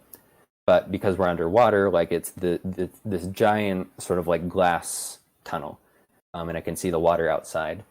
But not only can I see the water outside, but also below me, like the whole walkway is like a big giant fish tank. It's not like I'm seeing the ocean underneath. It's like I'm walking on top of like this big tank, and it's contained by like the floor, which I somehow knew was called liquid foam. And it was sort of like a soft surface, but it didn't really squish. And if I looked at it, it would sort of have like these little like bumps and ridges, like I can see like the material it's made of. But if I like, unless I'm really looking at it, like I can clearly see everything right through it. And there are these like gigantic schools of fish going by, and like all this diversity of fish. And when I decide to like look down and look at the fish, they're like the size of like sunfish. They're those just like gigantic fish, and I know that they're called zebra fish, and they have zebra stripes. But also when I like look down at one looks up at me, and it like flares its teeth at me, and it has like horse teeth, these like big horse teeth. And I was like, whoa, that's a fish with horse teeth. So I keep walking down the hallway, and as I keep going, the hallway is kind of like mounting up in the middle, like almost like 10 feet high. So there's like this, it's lower on the right and the left side, but it mounts up into a hill. And I'm kind of getting wobbly because it's not totally flat on the right side where I'm walking. So eventually I go up to the middle part, to the hill. And as I'm walking, I see there are like resting areas, benches, and there are also like these posts for posters. And I look, and now all of a sudden I'm with my brother and my older brother. I just have one brother, and looking at this poster, and we're trying to make out what this is. There's some abstract shape, and we're going like, "What is this?" And then my brother goes, "Oh, it's a church." And I go, "Oh yeah, it is a church." Then I realize it's a church. And my brother's not religious, by the way, too. But I noticed, oh yeah, it's a church, but it's this very like kind of cartoonish, sort of generic looking church. It almost looks like a purple like gummy candy, kind of like in the shape of a church, like just a very simple sort of graphic design. And so I'm like, okay, that's interesting, and that's I figure it's like a sort of very non-specific kind of Christian non-denominational church, just very generic looking. And so we're going, okay, what is it? Like, are there any, what else is going, like, what is this poster for? And as we're looking for something, my brother goes, oh, it's a fertility ritual. I'm like, oh yeah, it does say fertility ritual right under it. So I noticed that, like, after he points that out. And so then we're like, okay, so what does that mean? So then we're looking around trying to see if there are other posters that are going to tell us more, which we don't see. But we do see a small group of people, all like middle-aged people, kind of walking past us. And in the back, or we see on their shirts, they were like yellow or white shirts, and they have that church logo on it. So we're like, oh, maybe they know. So we go and we kind of catch one of the people who was behind them, and he was like a man. I would say he was a man like in his 50s. He had white hair. He looked kind of like a guy my mom dated at one point, and just had I don't know, kind of a kind of casual look to him. I think he was wearing like sunglasses and wearing shorts, and we approached him with the question, like kind of ask him what this is about, but he just kind of knew what our question was, and so he immediately responded, and his response was this. He was like, "It's philosophy. No, it's not a fertility ritual." And then he left. And my sense being that he was like kind of like no, like this isn't some like new age sort of woo woo kind of thing. Like this is philosophy. But then he left, and but those were pretty much his exact words. It's pretty rare that I get that. He goes, "It's philosophy. No, it's not a fertility ritual." So then when he leaves, we're just kind of like, okay. And I'm just thinking, well, okay, but why did it say fertility ritual? And that's the end of the dream. Okay. And if we've gone on for a lot of time, I feel like we could focus on the main part. Sure. Unless you have certain things that come to mind. Well, I mean, I got a lot. I have just about 5.5 pages of notes. Of course, I write like just as fast as I can, chicken scrawl, and it's I don't pay any attention to economy of character spacing and whatnot. So, but this is not unprecedented. Certainly, I would say a little bit more unusual to get dreams of such vivid detail and such length. So, I don't know that I feel the need to cut it short necessarily. I think we can do the whole thing. It might take a while. It all depends on how long you want to keep going. Longest episode ever recently was 4.5 hours. So not going to keep you that long on purpose, but I'm also like, whatever, if it takes that long.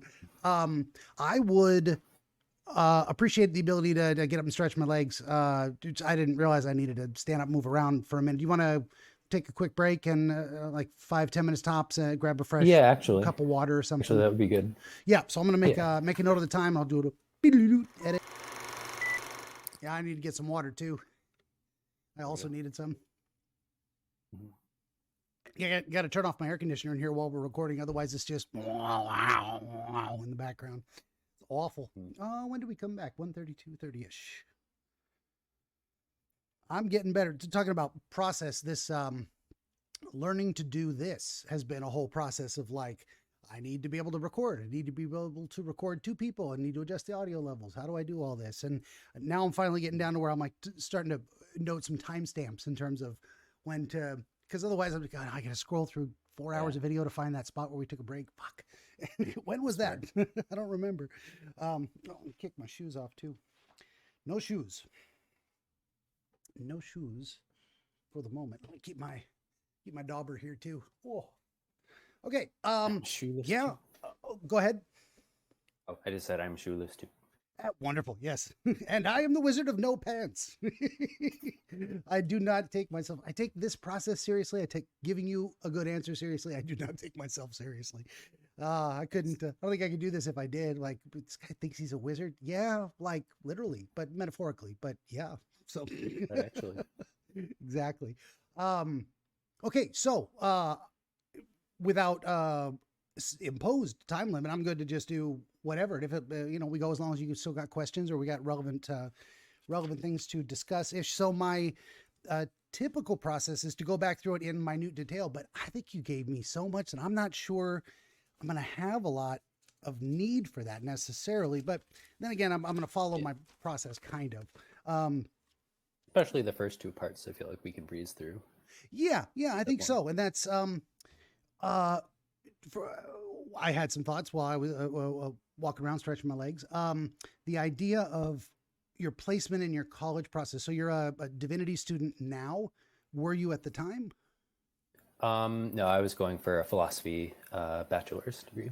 Okay, which might be where philosophy popped up in relation to the fish cult looking iconography with the church. Possibly that was something that came to my mind then. Okay, that was the one thing I wanted to clarify. We would have gotten around to it eventually, but I may not have remembered at that time. So this first part of the dream, you're in the truck with your dad and his friend, kind of squeezed in on the bench seat, and it was very realistic. All of that, could possibly happen. That isn't necessarily indicative of anything.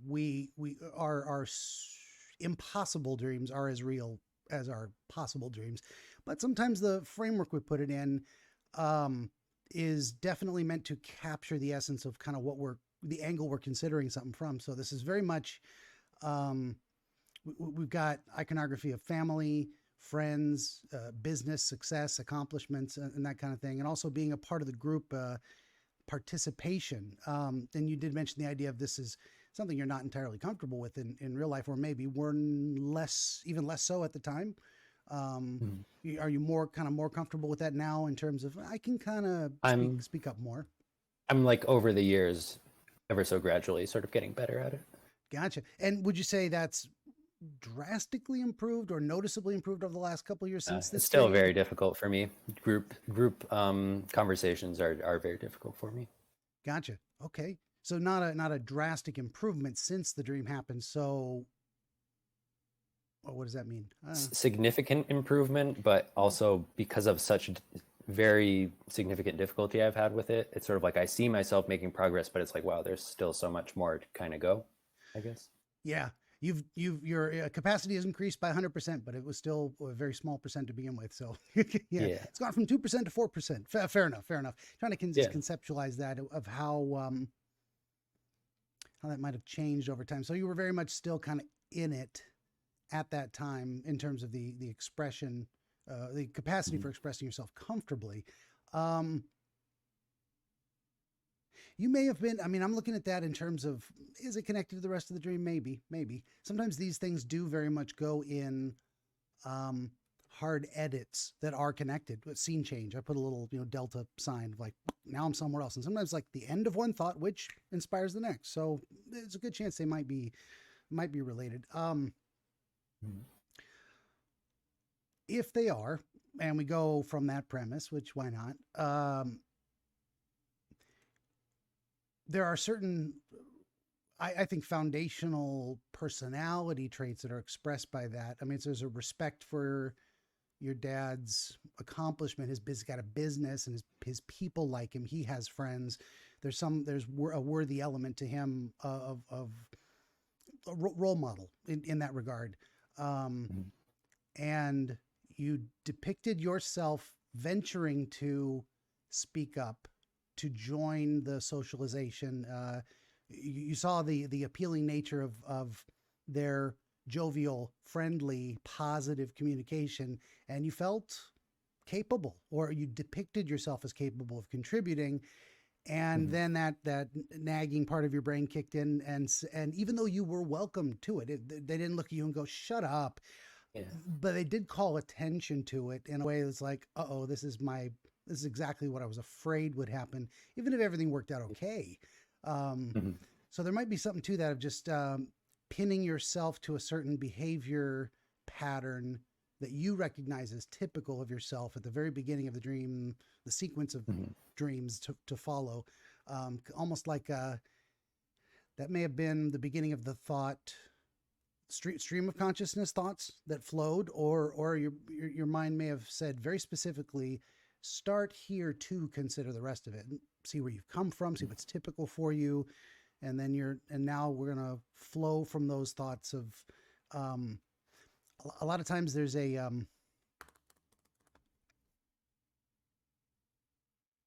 we pose ourselves a question in a way, like, what do I think about this kind of thing, this experience that I've had? Yeah. What was that? And then we just let it flow from there and say, okay, well, here's my thoughts which follow upon that basic premise, and we let it see where our imagination takes us. So it may not have been much more than that. I mean, it's interesting, like, why would you not have been standing around at the place? You were there was an element of travel in that dream. You're being taken somewhere by this iconic image of your dad with his friend to show you why you have maybe respect or admiration for him in this context. Look what he can do. But it's also, you described it as, a very, very humble, small house. And it's like, he's not doing anything.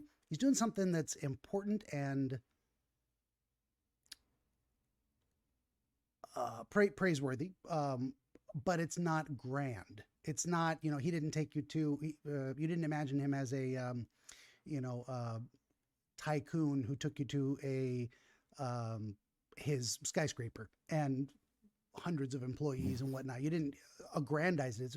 It's this very humble thing. It's like in a way of, like, it makes it more worthy of respect that it's not, that it isn't grand, but it's important. And it's, I don't know if these things are resonating with you. I've talked a lot already. All of that does, really. Yeah. Okay. Good deal. Yeah. So maybe just starting there and saying that's and it's interesting that also that you made it a combination of someone who was his friend, but also the brother-in-law, who are very similar in their styles. And, I mean, you're, in the context of this experience and putting yourself in it, you don't have, it appears, any female characters in terms of, like, this is all very much looking at the masculine dynamic of these types of role models or exemplars in your life. That's a good point. I was kind of like thinking about that because it's a sort of a common theme sometimes for me to have a man and a woman side by side with me. Oh yeah. But then I was kind of going like, oh, like I'm like squished, but they're two men. We're very similar to each other too. That was another thing I was going to bring up too. The idea of the squishing is, it could have been an abnormally large seat where there was no need for this compression for people to squeeze in, but you very much put yourself in a compressed space. You're actually in a way trapped between the two masculine It's funny figures. because the only thing that I forgot to mention, I'm pretty sure in all of this, was there was at one point, I'm pretty sure after the joke thing, because I think I was sitting between them when I made the joke, but like maybe before the very end when we kind of started to drive away, my dad's friend like was like, excuse me, and like we switched spots and he like went over into the middle and I was kind of like squished there, like he kind of was, now squished on the other side. Yeah. It's interesting. So you did just a slight detail, but I wonder maybe if your brain was doing that kind of thing where you realized you were squished and you what is it? You imagined one of these persons would let you out of that squishing, but it didn't really decrease the squishing. After it at all. least made me only squished by one person. It's true. Because I have a particular kind of one thing that's always hard for me with groups is like where I am like with my body around people, I'm Mm, like very easily like uncomfortable with that kind of thing. Um, yeah. and yet sometimes in certain cases, like if there are like kind of these two like kind of big sort of hard working guys, and they're like squishing me in a way, I'm sort of comfortable with that because I sort of just know that there's no risk of anything, there's nothing inappropriate about it, sort of. Yeah. Yeah. Whereas like I particularly am uncomfortable with my body when, like I've mentioned, like I have this kind of connects with those fears that I mentioned, with women, of like the possibility of making a woman uncomfortable. I'm very self-conscious about where my body is in relation to other people, especially women, Sure. because I don't want to, yeah, just be like positioning myself in any way that could possibly be interpreted wrongly. So whereas if it's like, my dad and like some other guy, there's like sort of a discomfort sometimes because I do feel out of place, but I don't really feel like I'm doing anything, like I don't feel like I'm doing anything wrong, and they Yeah. are kind of like Or like they're holding me in doing anything place. wrong, in a Yeah, way. yeah, Yeah. they're not Yeah. either. There's no threat from them in a social or physical sense. Um, a And couple there's of that way too that people, sometimes feel like it's actually very comfortable to be squished, like you're kind of just yeah. held in place. I think big bear hug in a way. Yeah. Well, Um, there's a couple of ways to conceptualize that, and everything you're saying is great. I think it's great volunteering of that kind of stuff. This is kind of how I feel about that scenario. There's also a little bit of the idea of being squished between these two role models is boundaries in a way. It's like, there's a boundary of safety. There's a physical barrier between you and the outside world that's holding you safely. There's also the idea of, maybe conceptually being squished by the philosophically masculine, so to speak, in a way of your presence is bounded by these two exemplars in a way that you're almost the if it makes sense to you, and it's just free association on my part, the idea of the iconic, what is stereotypical masculine setting itself a boundary on what you're supposed to be or could be, or but in a way that is like rules. What are they? Rules give you restrictions, but they also give you an understanding of what you're supposed to do. So if you stay within these bounds, you know what to do, but you're also held back from doing other things because it doesn't fit. So I don't know if any of that's resonating with you in any way that makes sense, or I'm off on a tangent. Either way. yeah, actually, I think it probably did. I'm sorry. I actually like was going off on my own, spacing out there a little Yeah. bit, which is the first time that's happened in this conversation. But No, if something occurred to you, if you went off on a tangent, maybe something I said. it was partly because I was trying to, remember the timeline of what was going on, just Mm, because, I'm thinking like this was October 2020, and I kind of had a major like breakthrough with my gender dysphoria, kind of, because like I still like struggled a lot with feelings of gender dysphoria after I detransitioned. That was 7 years ago that I detransitioned, I and was actually it going to was, ask you that because it seems like if we're getting into stereotypes and masculine, feminine, etc., it yeah, it might be has good to to do know the with, time frame. So this was well after you'd already decided that's not for me. Um, yeah, okay, yeah, I would be like 5 years into the detransition. gotcha. And so it's like, long behind me, but still struggling with it. Like I was still like at that time I was like really, like, I had kind of like eased that worry for a while. I stopped thinking about it for a while and took a break when I first started when I first detransitioned, but eventually it was like I had to kind of reconfront it, and I like really struggled with it for a while until last summer. um, I kind of had like a major breakthrough with it, so that it's now gender dysphoria is much more like I kind of see more what's behind it, and I kind of see its parts, and it's something like all those things are still things I can potentially be struggling with, but I don't like perceive it as like this, like, oh no, like I'm not female and I'm male and that's like the source of my problems. It's more like I can see lots of associations that I have with being male that I really, dislike. And so I guess this would have been, yeah, more during the struggle, as I was starting to get more of a hold on the struggle, but Hmm. I still like had a big breakthrough to make, kind of, the summer after that. Fair enough. And this could have been the distant rumblings before the storm was visible, in a way. You know, it's storms, maybe the bad way to put it. Maybe not so bad, like a neutral storm, like another storm is coming, but more like just that metaphorical idea of you get signs, you get the things that are unresolved will often give little clues, and then they add up, and eventually it becomes like this. Okay, I see now something I probably should deal with, whatever it is. So that Yeah. might be related.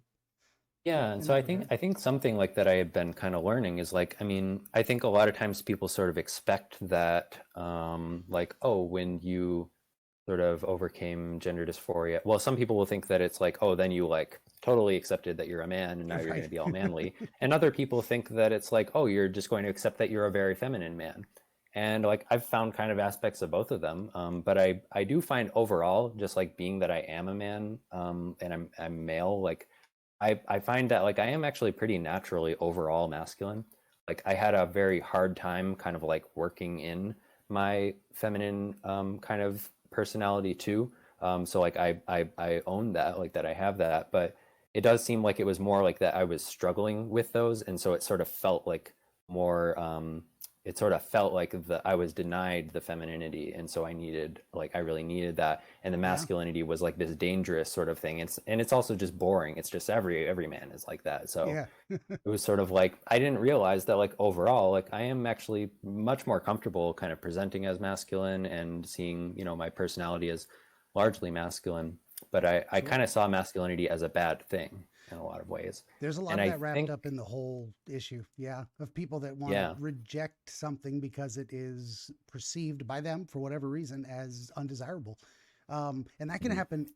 The pendulum can counterbalance as well. Like, so if you get out of a phase of like, um, phases, a period of time where you believed very strongly in one type of thing, you may overcorrect and say, in this sense, push out the feminine that should be integrated um, on purpose because you're really trying to focus on just being this one thing that helps you stabilize. And then, as you're exactly as you're describing, over time, you're like, that's kind of me too. And that as well. And it doesn't matter if it's a little on the feminine side. And I say this to most people, like yin yang, back to that again. I'm Yep. probably about 50-50 masculine, feminine in terms, I, it's hard to describe why I believe that, but I think it's true. I'm like, I'm not Yeah. stereotypically on either side of the scale. I think it's just pretty well balanced in me as far as I can tell.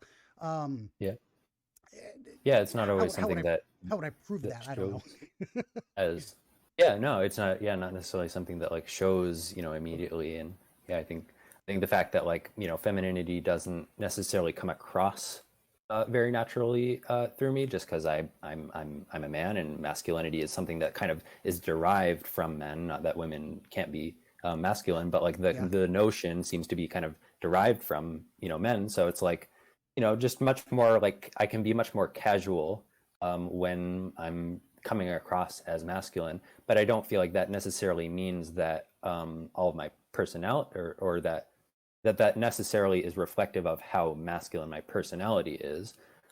It's sort of like the femininity that I have, like it doesn't have to be like I don't have to like show it as much. Not in the sense that like I need to sort of repress it. It's just like if I'm expecting myself to like all of my femininity to like sort of like show, you know, like have this sort of like grace and sort of beauty or something, um, like, you know, then I'm going to be like trying to force my body to appear differently, and it's not a matter necessarily of appearances.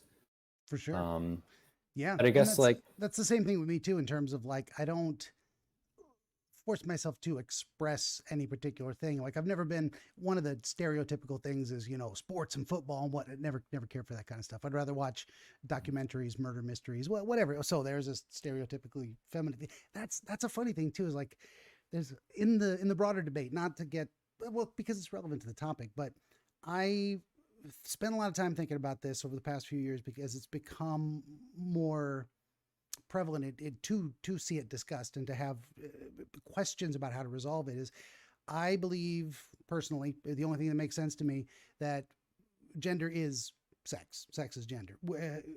Gender is the linguistic artifacts we use to describe biological sex and communication. So a man is he because that's just the word we use to describe, oh, he is a man, a biolog. So my resolution to a lot of these things is that, there is no difference between sex and gender. So it's not like a man could become a woman. We are these separate things that just really can't change our nature. So a man is what I am physically, biologically, but gender expression is that stereotypical scale of masculine to feminine, and it's only known by its opposites, and we are all a blend. I've known many men who are more feminine than I am, of course, and I've known several women who are more masculine than I am. They're like, in the stereotypical sense, and it's like it doesn't make them any less women in that biological sense. So, but what we want to do, in my estimation, for best practice is you don't tell a girl she's not allowed to like trucks, and you don't tell a boy that he can't like pink tutus, whatever. If that's what they like, that's what they like. But we also shouldn't perhaps enforce stereotypes. You're only allowed to play with trucks, or you must wear pink lipstick.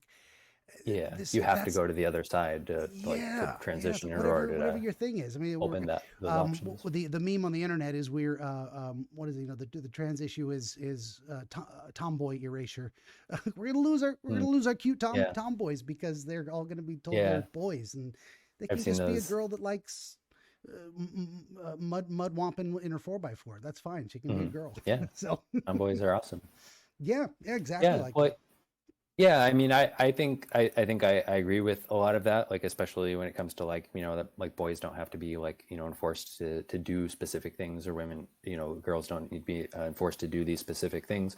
I guess maybe not to go too far afield, but like I have a somewhat different kind of view on that. Like I do kind of think that gender and sex are different, but I don't think that they are in a way that makes it actually possible to like have a gender that doesn't match your sex, nor does that like have like this deterministic thing about like meaning that you have to like these certain things. But it does, I guess I can't help but notice that there are certain like impossibilities sort of like for me as a man, like I have to respect that women aren't necessarily going to like be comfortable with me relating to them in the same way that men will.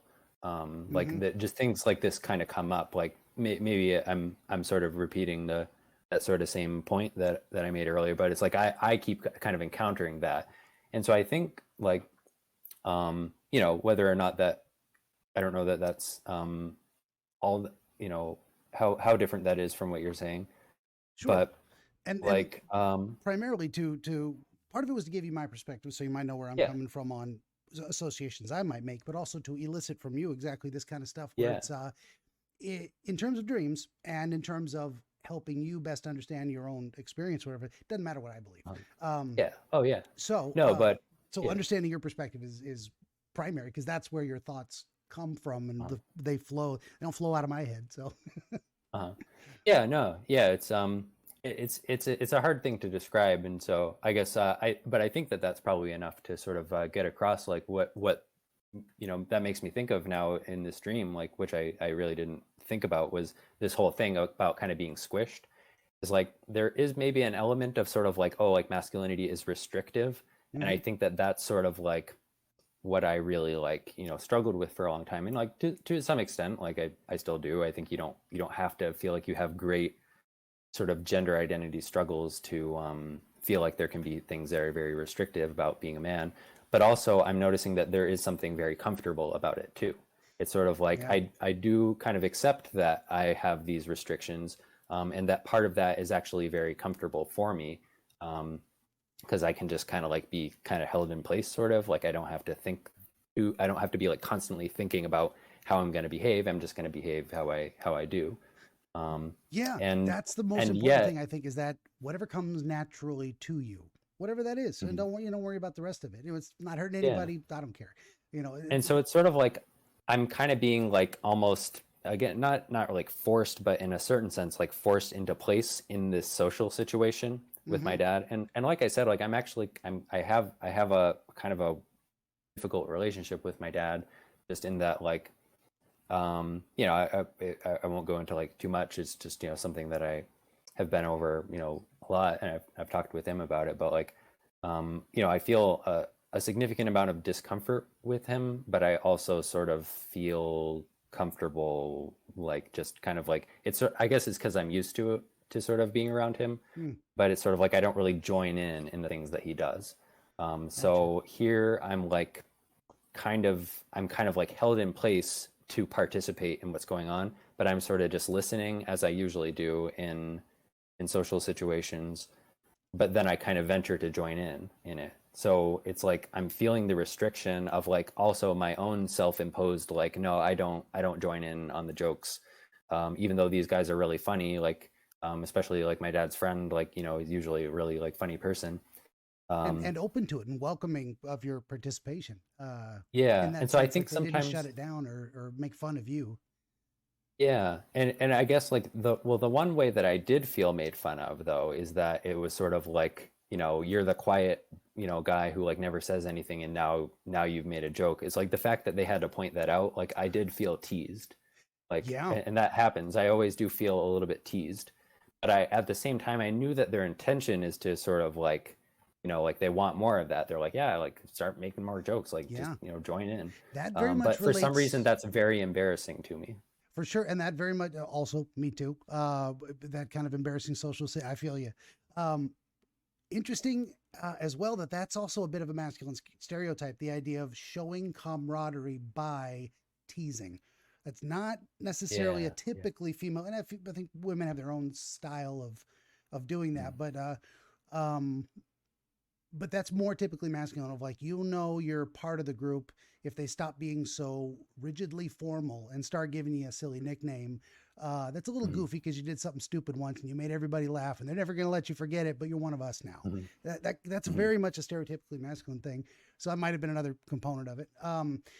Yep, that sounds right. I wanted to nail down the time frame a little bit in terms of like, was it after you spoke up that you switched places?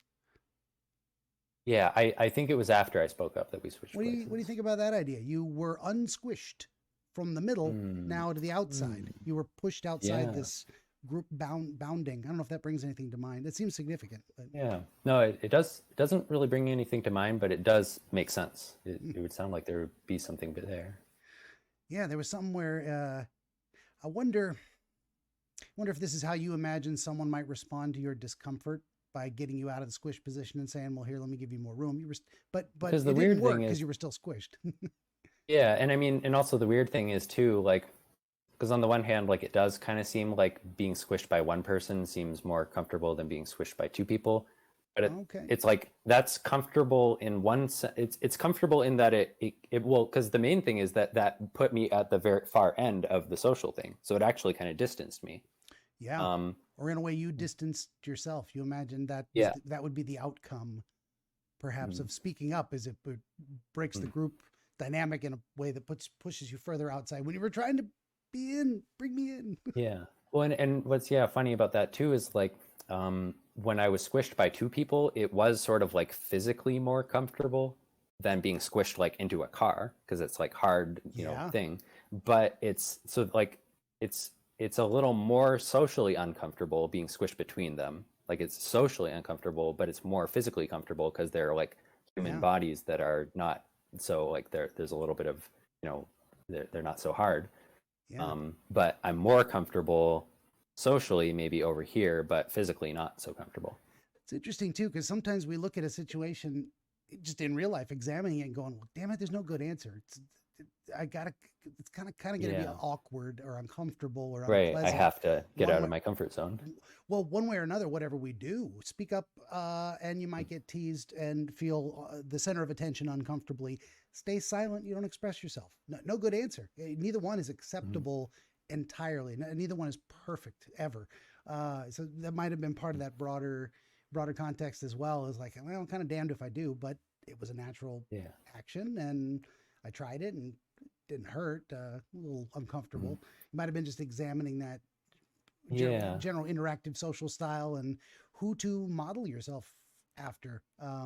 So you got kind of you imagined your male role models in your life would approve of this attempt to join the socialization, and yeah, in that way. Yeah, no, that makes a lot of sense. Yeah. Are there any portions you said after that you drove around the house and then it just kind of? Oh no, Yeah. and then you arrived. Oh no, and then scene change, right? Yeah, scene change there. Gotcha. Yep. And that might have been like the encapsulation of all those thoughts around that issue. Well, it's kind of like as if this type of thing happened. How do I feel about that? What might that look like? Lots of really neat elements that are very personally relevant. And it felt like actually that was a very short portion, and even the next part, the terminal dream, also very short. Lots of details, but still very short. Yep. Okay. Lots of, what is it? Exemplars from your life. You're incorporating a lot of direct symbols, so to speak. I mean, your parents are your parents in the dream. They're not someone else. The flying on a plane, at that time you lived in the same town, so you would not have flown on a plane. Had you flown on planes before, or? Yeah. Yeah. In fact, I've been flying more often, I think, those days. So okay, so it would have also airport been kind terminals of in a mind. representation of that experience, or that experience would be brought in as a representation of, imagine you've been, and specifically, a long time wandering, tired, dazed, finally arriving at the place you need to be to begin a journey. Very interesting there. But it's actually the end of a journey because your parents come and find you at this terminal. So you weren't going to the terminal to get on a plane. No. You were. Yeah, arrived. Yeah, very interesting. But it was the jumping off point for the next leg of the dream in terms of now you're going to experience something new. So why an airport terminal? That's very interesting. Yeah, and it really did feel like the end of a journey. It wasn't just like an arrival. It was really like, whew, I'm like so tired. Like I can barely keep awake. Yeah, and actually, did you say it was actually both your mom and your dad, not mom and stepdad, or vice versa? It was my dad and stepmom. And stepmom, okay. Who he had actually just married a couple months before. Okay, good deal. And you had a chance to know her before that. They dated for a while, and he introduced for a you couple of years. Yeah, good deal. Well, and you had not to put your family on blast, but despite issues with your dad or mom, as we all do, parents, good people that you seem to respect. So yeah, I see a lot of my dad's good qualities in these dreams.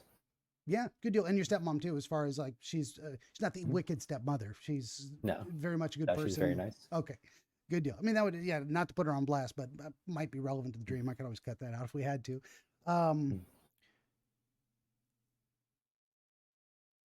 And the arrival, you said you felt kind of like you were protected by Providence. In that sense by. Do you mean that in kind of the spiritual sense? Like I was. I think it when I think back to it, it's like I can't help but kind of think about it that way. Sort of, even though it's not necessarily like that I have this like deep spiritual sense, it's just sort of like I have actually had a good few dreams where I notice myself sort of like I'm dazed out and I'm sort of like fading into the dream. And I'm becoming aware, like I'm aware that something was happening before and I'm aware that something's going on.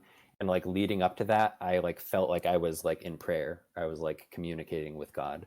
Fair enough. Yeah. So I have something of that theme going on. Not that I really had the sense of like conversation, but I just sort of have the sense of like, wow, I wasn't paying attention for probably the last like 10 hours that I went on all these layovers. And like, it's sort of like, thank God I made it here.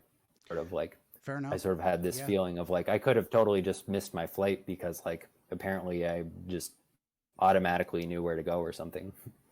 Yeah, and there's a lot of times we go on autopilot. Sometimes I'll blink. I mean, and I'm not having a micro sleep on the road, but I refer to it as a blink, and I'm like, I don't remember the last 10 miles I just drove.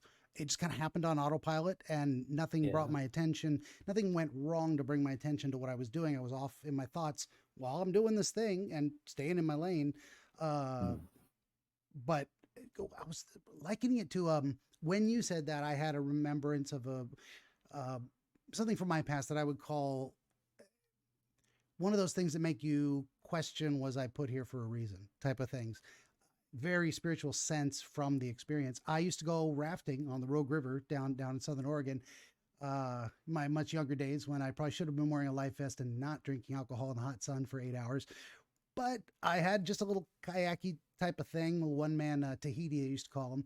And I happened to round a bend in the river just in time to see a person flip their little canoe and get hung up on a branch, or like grab out of the branch. And it's like the canoe is gone and they're in some pretty swift water hanging onto this branch, and they're going to have to let go and float downstream maybe, or who knows what's going to happen to them. But I was like, I was right there at that exact moment. I watched it happen, and I had the ability to paddle over and get them into my boat and take them downstream to their raft. And it's like, I just could not shake the feeling. It's like, whoa, that was, call it coincidence if you want to. I don't know what else to make of it. I can't, there was no direction or expectation it was going to happen. I wasn't told, you're here for this reason, go, go be my representative on earth.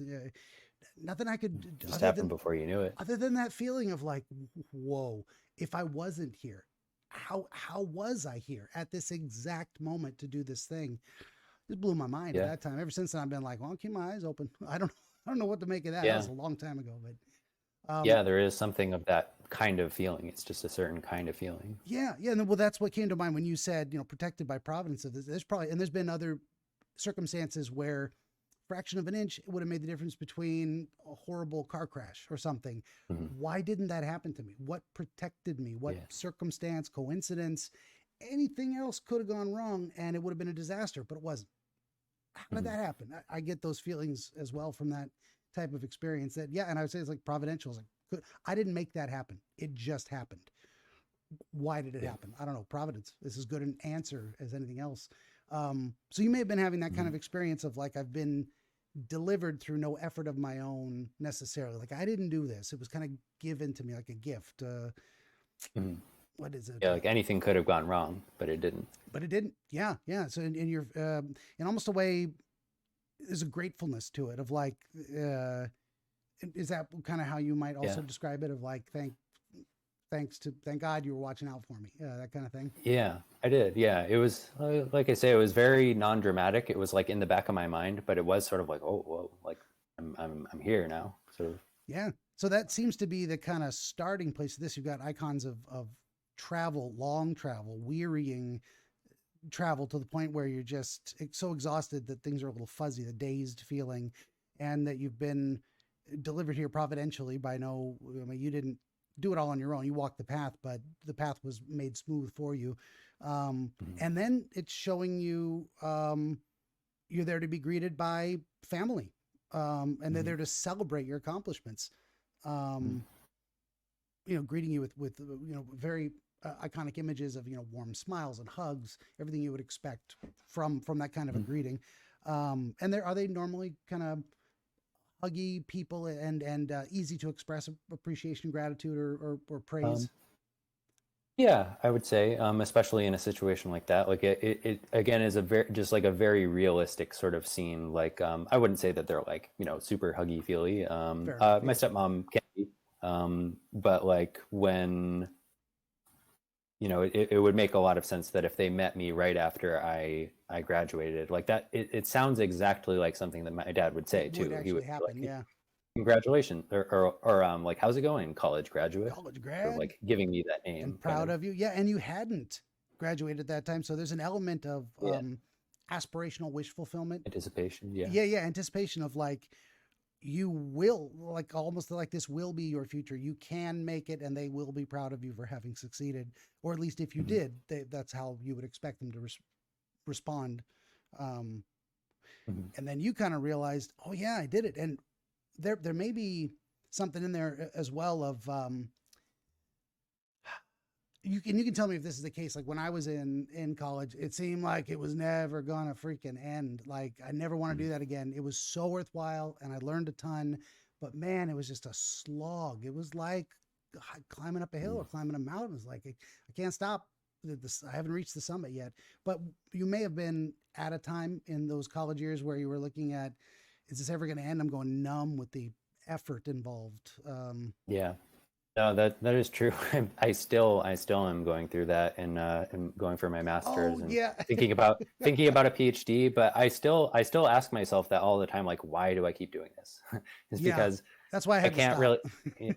Yeah, I mean, it's like because yeah, I'm still trying to figure out my career. I feel like I should have a clearer idea because it's like I want to be like moving on from school, but I also like think that I'm probably going to want to do something really academic. So I think I'm going through it so I can be sure to kind of carve out a career that will suit me.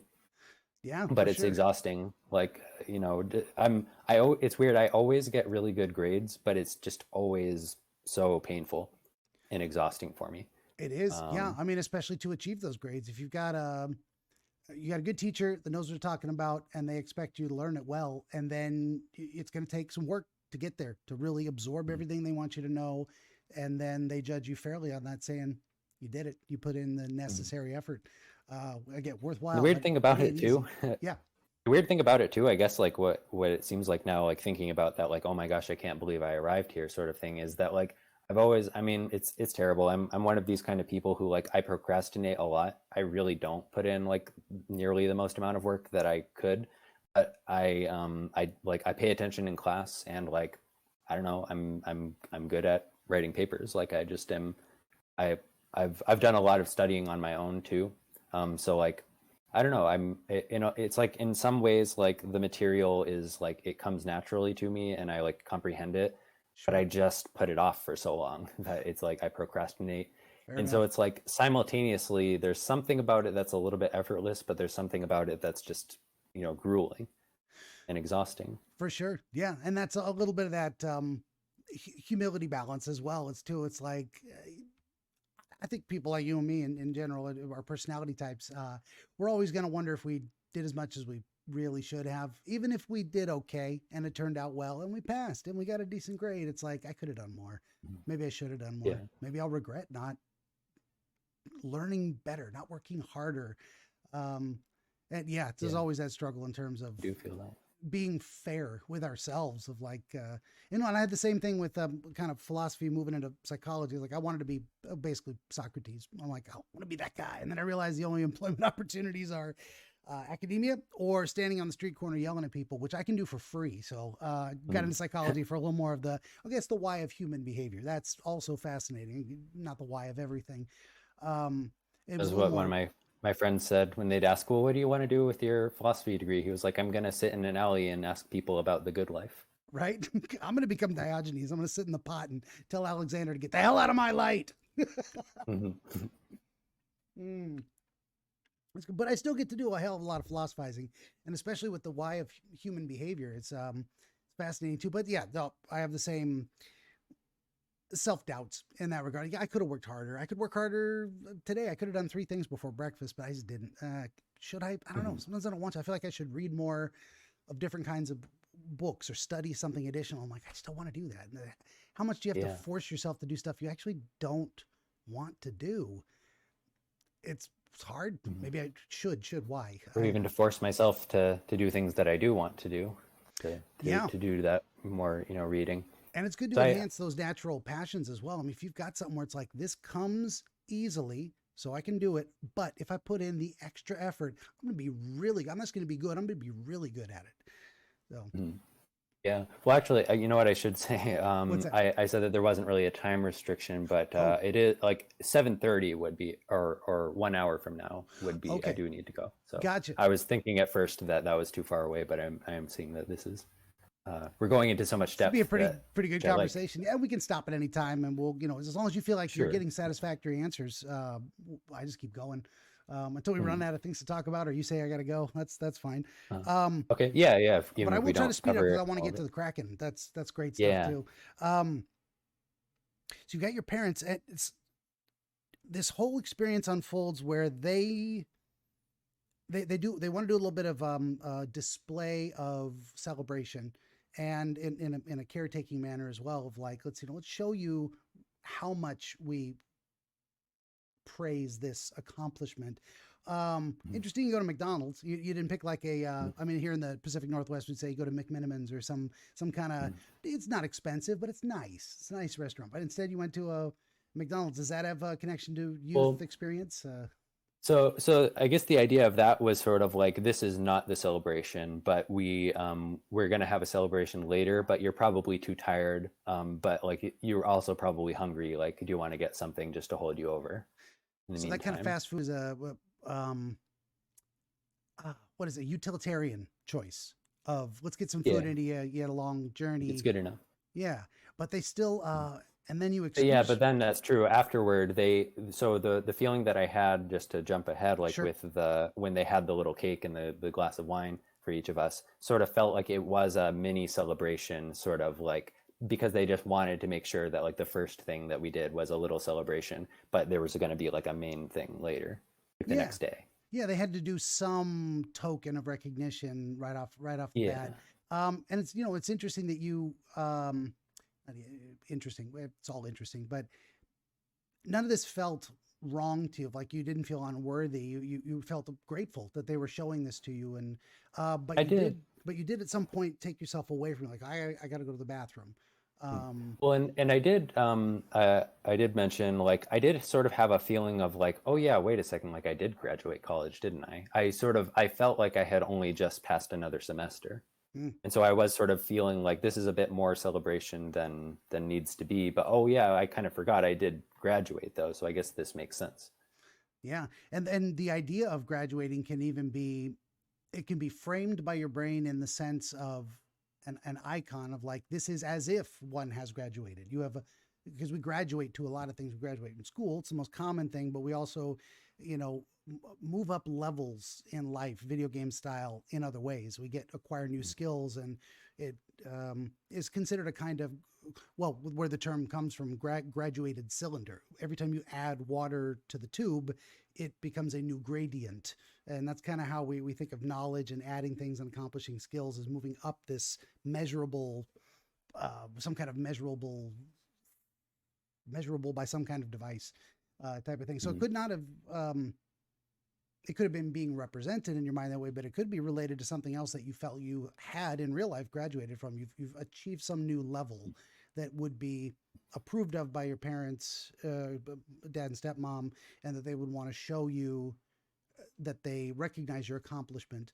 Um, and then there's you tell them what you want to eat and please order, and I got to run to the bathroom.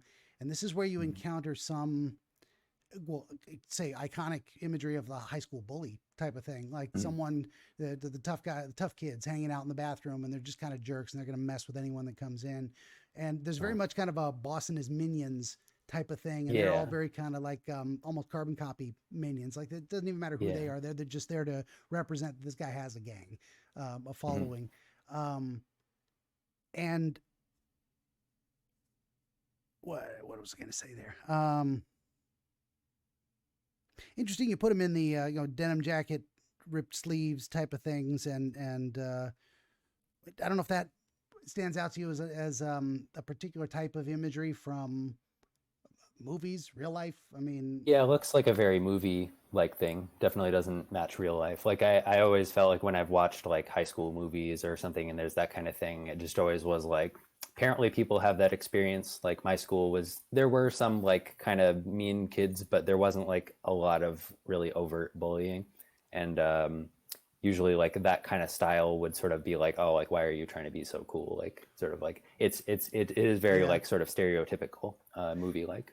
reminds me of the what's it, Judd Nelson character from Breakfast Club. In a way, he was kind of the what am I saying? He wasn't necessarily a bully. He was kind of a jerk and a little bit of a bully, I guess. Hmm. But they weren't. None of them were friends. And then they got to know each other, that kind of thing. But you can imagine him Oh, being that kind of guy in there, like slap someone up the yeah. back of the head just for the fun of it, just because he was feeling like angry that day or something.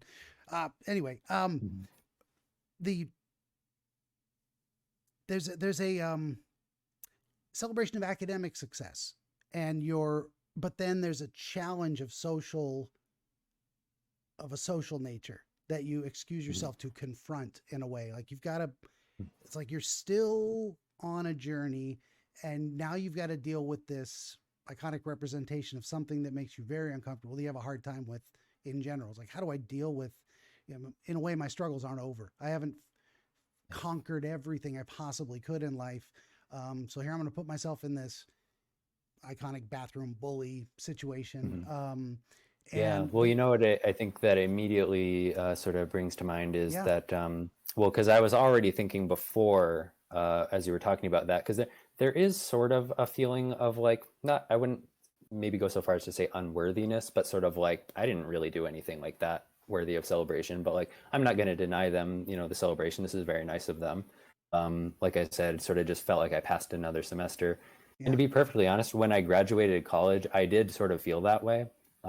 Like because I finished in during a fall semester, so I didn't go up to like graduate with everyone. Um, I returned to school after a long break. Like I'm 28 and I just graduated in December. mm, So I feel like I'm really behind in life, and I actually have a lot of kind of shame around that. Like that I'm trying to feel like I'm like getting a sense of like what it will mean for me to fully like grow up and like be an adult, like have a clear idea of sort of what kind of job I'm going to do, and want to feel like I'd be like a competent husband because I want to get married and everything. But then also, I'm going in. I guess it's kind of a high school sort of situation, even though I think that the kind of the gang leader looks like he's like an older man, sort of like, fair enough. but it still has this high school sort of feel to it, like almost Yeah, like this guy is like almost like this guy is too old to be like a high school bully. yeah, he never And grew out of it. also, yeah, and there's also very definitely a challenge to sort of like my masculinity there too. That's Yeah, for sure. Because like, I mean, I never like went through that kind of high school bullying, but I also never really put myself in a position where I could risk sort of being bullied. I always like stayed off to the side, and people kind of just thought I was like kind of this like sort of weird, but sort of cool, but sort of just kind of stoic sort of person. Like I don't know, just nobody messed with me because I didn't really do much of anything in high school, like for most people to see. yeah. And That could work for a lot of people. That kind of go ahead and leave that air yeah, of mystery, and no one yeah, no one will realize you just don't have anything to say. yep, yeah. I always kept myself as neutral as possible. That was just that was like a physical habit of like just keeping myself like I didn't even have to think about it. Yeah, Um, and so like I was always nervous around I was always nervous like going to the bathroom, as much as it's embarrassing, like with if there's other people there, because like I just didn't uh you know yeah. I just didn't like it. So in general, yeah, you've then gone from a the celebration of a long journey that almost providentially is like that kind of feeds into the idea of unearned rewards in a way, like you Yep. didn't work hard enough, but then and now you're actually confronted with you confront yourself with this um idea of that there's going to be future hostile situations that you may be less equipped for than the academic side of things, where you tend to more Mm. excel. There's definitely a social versus intellectual Yeah, yeah, interspace. that's not going to replace sort of like the other things that I'm missing that could end up getting me embarrassed. Yeah, definitely. It's not gonna fix everything, is what I'm thinking. Is like that's why there's still more to learn. There's still more challenges to overcome. Um, Of a whole different nature too, not of yeah, a as much of an intellectual nature. in a completely different realm of experience. And it's funny too, because as much as we'd like to believe we grow out of high school bullying and all the other bullshit, you get into workplaces and there's Yeah. power dynamics and cliques and people that get offended and people that are jerks, and it's almost something we just never. It's the human condition. We just never really grow up out of it. Unfortunately, some of us, Yeah. as much as we True. try to. Um,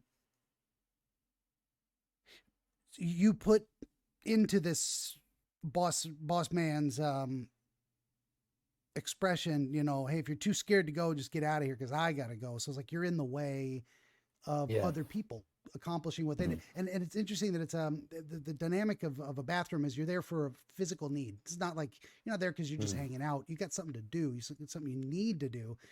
Yeah. And other people may also have their own needs, and there might be conflict between um, it would literally that shit or get off the pot type of thing. It's like I got my own shit to do. Get out of my way. Only one stall, I guess. Not, and you imagine that there's no I way think out of there this. were more.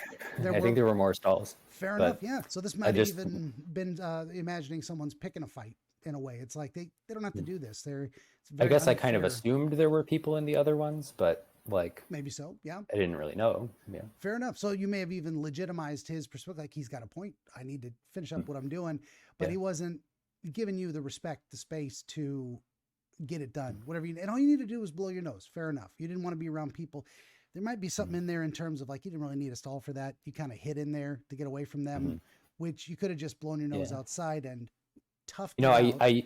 I used to actually, even when now is like, not a problem, but like when I was pretty much throughout my childhood, I was very embarrassed to blow my nose in front of anyone too, because I was always worried that there was going to be like something hanging out still, and I wouldn't notice it, and, Yeah. or that people would see that, and it just would be mortifying to me.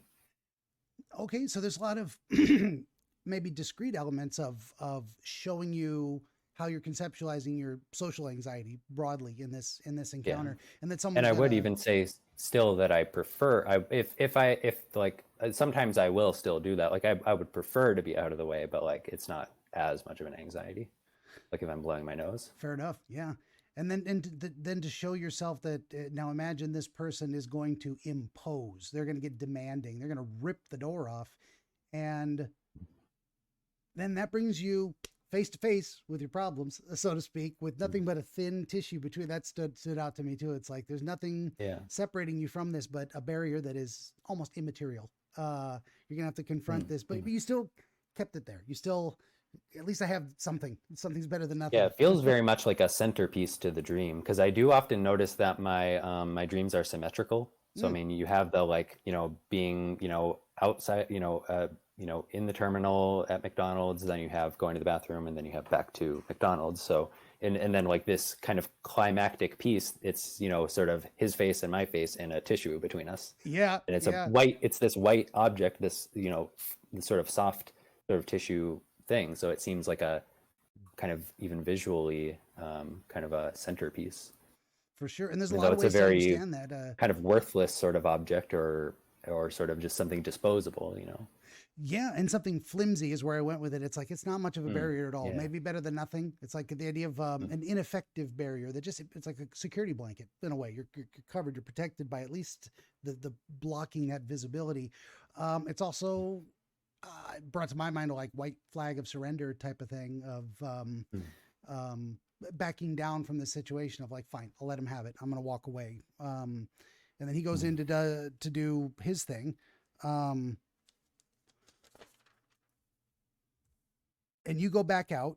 And then this cake scenario, they brought you something. It's a very specific kind of cake. And it's, what would you say your associations are with? I mean, did you drink a lot of coffee in college? Is that how you got? I do really like coffee. Yeah. And then to have a coffee cake, it's like, well, that's something I would like. And coffee's iconic in a way of like, there's very hoity toity coffee and there's really down and dirty functional. Give me a cup of Joe. I got a long drive. It's got this wonderful balance of, it can be this very sumptuous, rich, enjoyable, experiential thing. And you can make a whole ritual out of brewing coffee and drinking it. It can also be very functional and utilitarian. So they give you a little tiny coffee cup sized thing with a coffee cake in it. And it's, I don't know all those words I just threw at you. Yeah. It's sort of like, I mean, it seemed like it was like one of those things that like, you just have these like really nice little pastries, and it's like definitely not going to fill you up, but like you'll still pay a lot of money for it if you're like, if it's either for a special occasion or if you're just someone who can. I mean, I even think of like someone like going into like Starbucks, and it's just like those pastries are really expensive. They're probably good, but like they're really tiny and they're really expensive. Yeah. Like, do I want something, or something two like inches, a 2-inch cube for $7? Mm-hmm. I don't know. Right. No matter how good it tastes, I could never bring myself to buy that. I'm like, that's not. I can get a whole, McDonald's meal for $7, or. So it definitely felt like very luxurious. It's like a lot of it costs a lot for this very small thing, and it's more there to like enjoy something kind of quality, over quantity. Gotcha. So we're gonna just kind of split it 3 ways, and it's with wine too. Yeah, and they brought wine, which is very interesting. Like in a McDonald's in an airport, drinking wine. Yeah, Is yeah. So wine you part of have family fast food celebrations, in that. or It could be. It's not, yeah, not always, but not could be. typical? Not something you'd say. Yeah, that's my family. Is like if there's a celebration, there's Mhm. wine on the table. Yeah, it very, very well could be, but yeah, I don't have like a strong association there. But actually, I mean, what I do think, Yeah. I didn't think of this until I had really like kind of thought about this afterward. So wasn't like the quickest association that I made, but it makes so much sense when I think about it. It's the Eucharist. Like if you know what Oh, the the Eucharist is, body and the blood. Yeah. the bread and the wine. Oh, Yeah. yeah. And even though it's like a kind of bread, it's cake. Like it's not the kind of bread that would be in the host, but it's cylindrical. It's that circle there. Yeah. And you're gonna Um, cut it and share it yeah, amongst and it you. came out of a gold box too. Yeah. Where the tabernacle, the Eucharist is always placed in a tabernacle, which is usually a gold box behind the altar. Very interesting. Yeah. And I also, I don't know if this is stretching it, but I mean, this is just something that comes to my mind is like that I went to the bathroom and I came back. It was kind of a purification, and the ritual of the Mass always begins with a purification rite. The priest will sprinkle holy water on people, and people will confess their sins before kind of going up to the altar. So Yeah. it's No, great. So, and that's something I would hope I would be cognizant of because of what we've already discussed to be able to bring that as a possibility, but it didn't even, I'm glad you thought of it. I wouldn't have been able to give you that on my own. So yeah. this is why it's always I a was kind of collaborative process. Oh yeah, I was kind of waiting until you had sort of finished the description of the bathroom scene because you were already kind of talking about it in a way that made me think of like there's still something that I have to take care of first, sort of like there's something that hasn't yet been done yet, sort of a purification. Yeah, absolutely. Well, that's why I phrase it as I'm happy to be wrong if it gets us where we're going, but sometimes I just ramble until people go, wait a minute, let me tell you something. Please, that's exactly what I'm doing. So without this conversation, whether I gave you the answer or not, or anybody the answer, if the process we're going through gets that kind of stuff to come up for you, and you're like, oh, this makes perfect sense, then that's a win. I'm always happy with that. Yeah. Do you feel there's more to examine on that part, or we kind of nailed some of the bigger themes, and we do the last bit before we run out of time? That's as much, yeah, as comes to mind now. I think we can, yeah, move on. Yeah. So if we're going to link all these three together, we've got this, I don't have links. I've forgotten what we've already talked about for the first one, but, maybe we'll come back around to that. Maybe we link them, maybe we don't. It all depends. Where's the next? There's part 2. Interesting. Of course, everything is interesting, but that you have placed yourself outside of this third dream experience looking in. You're watching a scene completely separate from yourself. You're not even as in looking out of your own eyes, but more of like watching a movie or a play take place. Yeah. So there's definitely something about,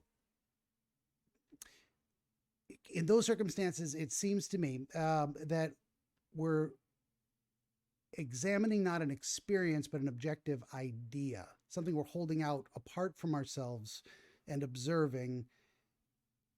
I'm not describing that very well, maybe, but there's kind of distancing, like having like thinking about something, but still kind of distancing myself from it, sort of. Yeah. Like, but then at a certain point, bringing myself into it. Yeah. And then you're like, okay, now let's apply this to me in a way. Because very much in the first dream, you are you having an experience in the dream. Second dream, you are you having an experience in the dream. And in the third part, you're like, this is something, maybe I'm trying to draw the distinction from there's experiences we have, and viewing a vista is an experience we have, but the vista exists independent of us. It is the natural world. So there's a lot of things that we will observe that we're not participating in directly. So it's kind of somewhere on the edge of those two types of ideas of this is something external to myself that I have observed in the world, and it's something I'm going to hold out as an idea and not put myself in. I just want to look at it more objectively at first, might be a good way to put it. So you're imagining there is Portland, Maine. Any strong associations with that in terms of like that as a city? I mean, if we think of it, Stephen King, Call of Cthulhu style, going way Yeah. up there, are you? Stay out of the waters. There's some strange fish, Uh-huh. Yeah, I think it's likely that I could make some kind of association like that, because I do, yeah, that does uh, ring to my mind. Yeah, Stephen King in Maine. Remember some other lesser known Stephen King movie that I remember, that took place up in like on an island in Maine. But I also just think of it as like a nice city. I've only been there once, but it's like a nice city that's like way up north. And I don't know, I just always find it fascinating that big cities even get built that far up north, sort of. Fair enough. Yeah. So in from real life experience, maybe you'd say there's it becomes iconic of a certain kind of seaside fishing town. Yeah, there's something very rustic about it, even though it's a city. It's like, Yeah. there's something kind of rustic about it. For me, my memories would probably be if I were to imagine myself at the ocean on a wharf, watching ships come in or pass under a bridge, it would be San Francisco, because I've been there. That's the imagery in my head. And I would probably think, okay, I'm in San Francisco. Continue, So there may be nothing more to it than that. This stuck with you as, okay, this is the kind of place it is. Like Portland, Maine. Go for it. Just kind of nail that down. So it's a ports and lots of great imagery of like, you're really surveying the scene. You're seeing this is a full view of the town. I mean, it's in the evening, it's sunset, and there's choppy waves, and there's houses, and there's buildings, there's boats, and all these things. You're taking in the full, you're really seeing it. You're getting the big picture is kind of what came to my mind when you were saying that. Of like, this is not, Although I would say that all of these things, the houses and the buildings and the boats and the docks, like even the houses were all houses along the harbor. So Okay. I do kind of picture like there's more of the town, the city behind the docks that are like right alongside, but I'm largely the setting is the harbor. Gotcha. Fair enough. Yeah. And I didn't mean to overstate the case, but sometimes you'll say, It is still very picturesque. yeah, sometimes someone would have the experience of, well, I'm at the seaside docks and I'm in front of a building, and they don't describe anything else. They just know where they are and what they see, but you're taking it all in. You're seeing where this is taking place in its entirety in a way that a lot of people don't describe. That's why I went to the big picture thing, is like, not as if you're floating above and looking down, you see the entire city spread out before you. That would also be indicative of the same kind of thing. But it doesn't have to be that grand of an experience. Makes sense. Yeah. But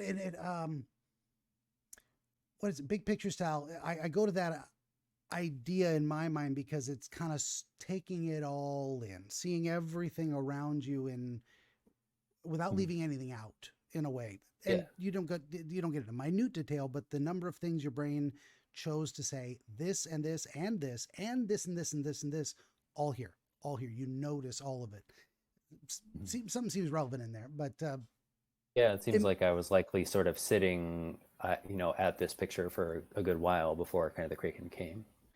yeah, it might have been so. Or what I'm trying to get at, I think, is the idea of paying attention to the big picture. That's why I keep phrasing it like that, of like, you're not so narrow of focus that you miss the context. It's like you're really having to look at this full scene from the outside. It's a kind of an intellectual exercise of, let me make sure I have all the elements identified in the picture, so to speak. So there's a certain mental operation I feel like goes with that, of the big picture, to get the best understanding type of thing. It resonates with you or it doesn't, or it may not be that significant, but it might be indicative of your thought process too. You're thorough, I don't necessarily doubt you. observationally thorough, perhaps. Would you say that's true for you? Yeah, it is. It is a very vivid picture. Yeah. Gotcha. Oh, And yet it's kind of relaxed. So I think it's relaxed in a way that I'm kind of just like sitting back and kind of taking it in. For sure. Yeah. And so you notice that it's interesting that there's kind of a red barn color building. You brought in it's just a connotation of more of a country, what is it, say pastoral setting, but you put it in this town. And it's right on the water too. Yeah, like basically like building wharf water type of thing. Yep. And did you get a sense that it was A warehouse, a residence. I mean, definitely this guy was in the upstairs window. Yeah, I don't have a clear sense of like what it was, but it seemed like, I mean, I think it had like a dock sort of there, like there's the building here, and then there's like a dock kind of going into the water, and so like I don't know, I don't really know what kind of equipment fishers have, or people who have boats. Like I don't know a lot about boats, but I guess I just assumed like it's a the dock is for the person's boat, and it doesn't seem as much like a house. It does seem like it's more, yeah, maybe a warehouse or storage for something for Gotcha. boating. So kind of a again going towards like a more practical utility side. This is a place where something is meant to happen. It has a purpose for being there. It's not. I mean, where you live is a place where something happens. You sleep there, but it's not a home. It's a more of a utilitarian structure in and of itself. And Yeah, then in the upper floor, in the upper window, the silhouette of a man, and you just have this instant knowing that he's got a rivalry with Poseidon. That's fascinating. That's something I've never heard the ocean or deified in a dream before. But the idea that it's not the nameless, faceless force of nature, ocean. It's almost an ocean with a will of its own, a yeah. natural force with a will of its own that has made a decree, and this man has violated it. And so the enforcer of the decree is dispatched, and it is in this style. The Kraken, let loose the Kraken to fulfill the will of Poseidon. Maybe iconic from it's Clash of the Titans, right? Oh, yep. Yeah, yeah, exactly. So have I think I you'd know what seen you that mean. at the time or before you were aware of it, at No, least? I think I think I know the movie that you mean, but I remember sort of seeing that because that's a movie of based on a Greek myth, right? And Hmm. that is that the scene where what is it, like the king's daughter has to be sacrificed to Poseidon or something. Yeah, So I yeah. know what you're referring to. I've like seen that scene, but I didn't actually watch the whole movie. Got fair enough. Yeah, as long as you were aware of it, it would. So it's that particular kind of iconography. So instead of a sacrifice, there's a punishment going on here. The Yeah. enforcer of the will of the ocean, in this particular form, is coming to drag this man off and deliver the punishment for breaking the rules. Um, Mhm. I don't know that it's um, what am I trying to say? I don't know that it's necessary to do more analysis of the description of course, it seems just um, movie style. Well, how would he do so? Well, a tentacle goes out and grabs him and drags him to the ocean. So that particular And process, I don't doesn't seem necessary to analyze further unless there was something that stood out to you about the way it was done, how the man responded. Was he struggling, kicking, well, grabbing onto things? Was he pretty zen with um, it? it was pretty much, yeah, like he almost just, I mean, there's almost no like picture in my mind of how he reacted. It seems like he just kind of went with it. But I think I don't know if I mentioned it was that he wasn't so much being punished for like whatever he had done before. It was he whatever he did before was the reason why Poseidon forbid him from appearing at the ports. And it was sort of like, if you appear at the ports again, like then I'm gonna punish you. Yes, Sort of yes, you like did mention that. I even may not left have off it. repeated it back to you or phrased it properly, but yeah, he Uh, wasn't being immediately punished for something he'd done, but he was banished, violated the yeah, banishment, returned to a place he was not allowed to be, and he's getting 86th by the yeah, bouncer, so to speak. Um, yeah. which, of course, yeah. So there's a lot of good stuff in there, and just in that general idea. When I start phrasing it, things like and something which would normally be, say, a nameless, faceless force of nature, but has been given a godlike persona with a will. Um, I don't know if that brings anything to mind about breaking rules. I mean, if we're Mm. metaphoricalizing it, you would perhaps be afraid of breaking God's commandments and being punished in some Mhm. way. But you've separated yourself from it and given it an allegory. Um, Uh-huh. Well, if I was to just kind of, yeah, say something that comes to mind, I guess it would be like if sort of the ocean is sort of like the sort of the unknown, and sort of like all this like kind of potential and chaos, which is very like biblical symbolism. Often regards like the sea as sort of like kind of the chaos that in a lot of like even just like ancient Near Eastern kind of symbolism, like that's just a regular motif of sort of like that, like the great god sort of conquers the sort of kind of unruly sea, sort of. So Mm-hmm. like the sea, just as a general kind of idea, would seem like it could be chaos, but I think it could also be like I guess if we're talking about, yeah, sort of like forbiddenness, it seemed I think that I like, I don't know, it feels weird to say it because it like feels very like grandiose, but it like I do sometimes feel like my like interest in philosophy is like me trying to like get into something like that where I don't belong, sort of like I'm trying to get to something too deep for me, and I'm like not going to understand it, and it's gonna like kind of throw my whole like view of reality out of whack if I like try too much to like get into some specific thing, and that like it's sort of like I don't know what I'm getting into. There's any number of things that I could be getting into if Yeah. I am not sort of prudent, or sort of know my limitations. um, Yeah, and there is a little bit of that in terms of what am I trying to say? So two things on that. One is that the ocean, yeah, very iconic of unknown depths. Like, you don't know what's down there. So if you get dragged into the ocean by a tentacle monster, you don't know what you're going to find. You don't know what's down there. I mean, we haven't explored a fraction of a percent of everything that possibly could be there. We don't understand it. We haven't mapped it all extensively. We haven't discovered all the species that are there. It is the great unknown, and that's been for centuries true.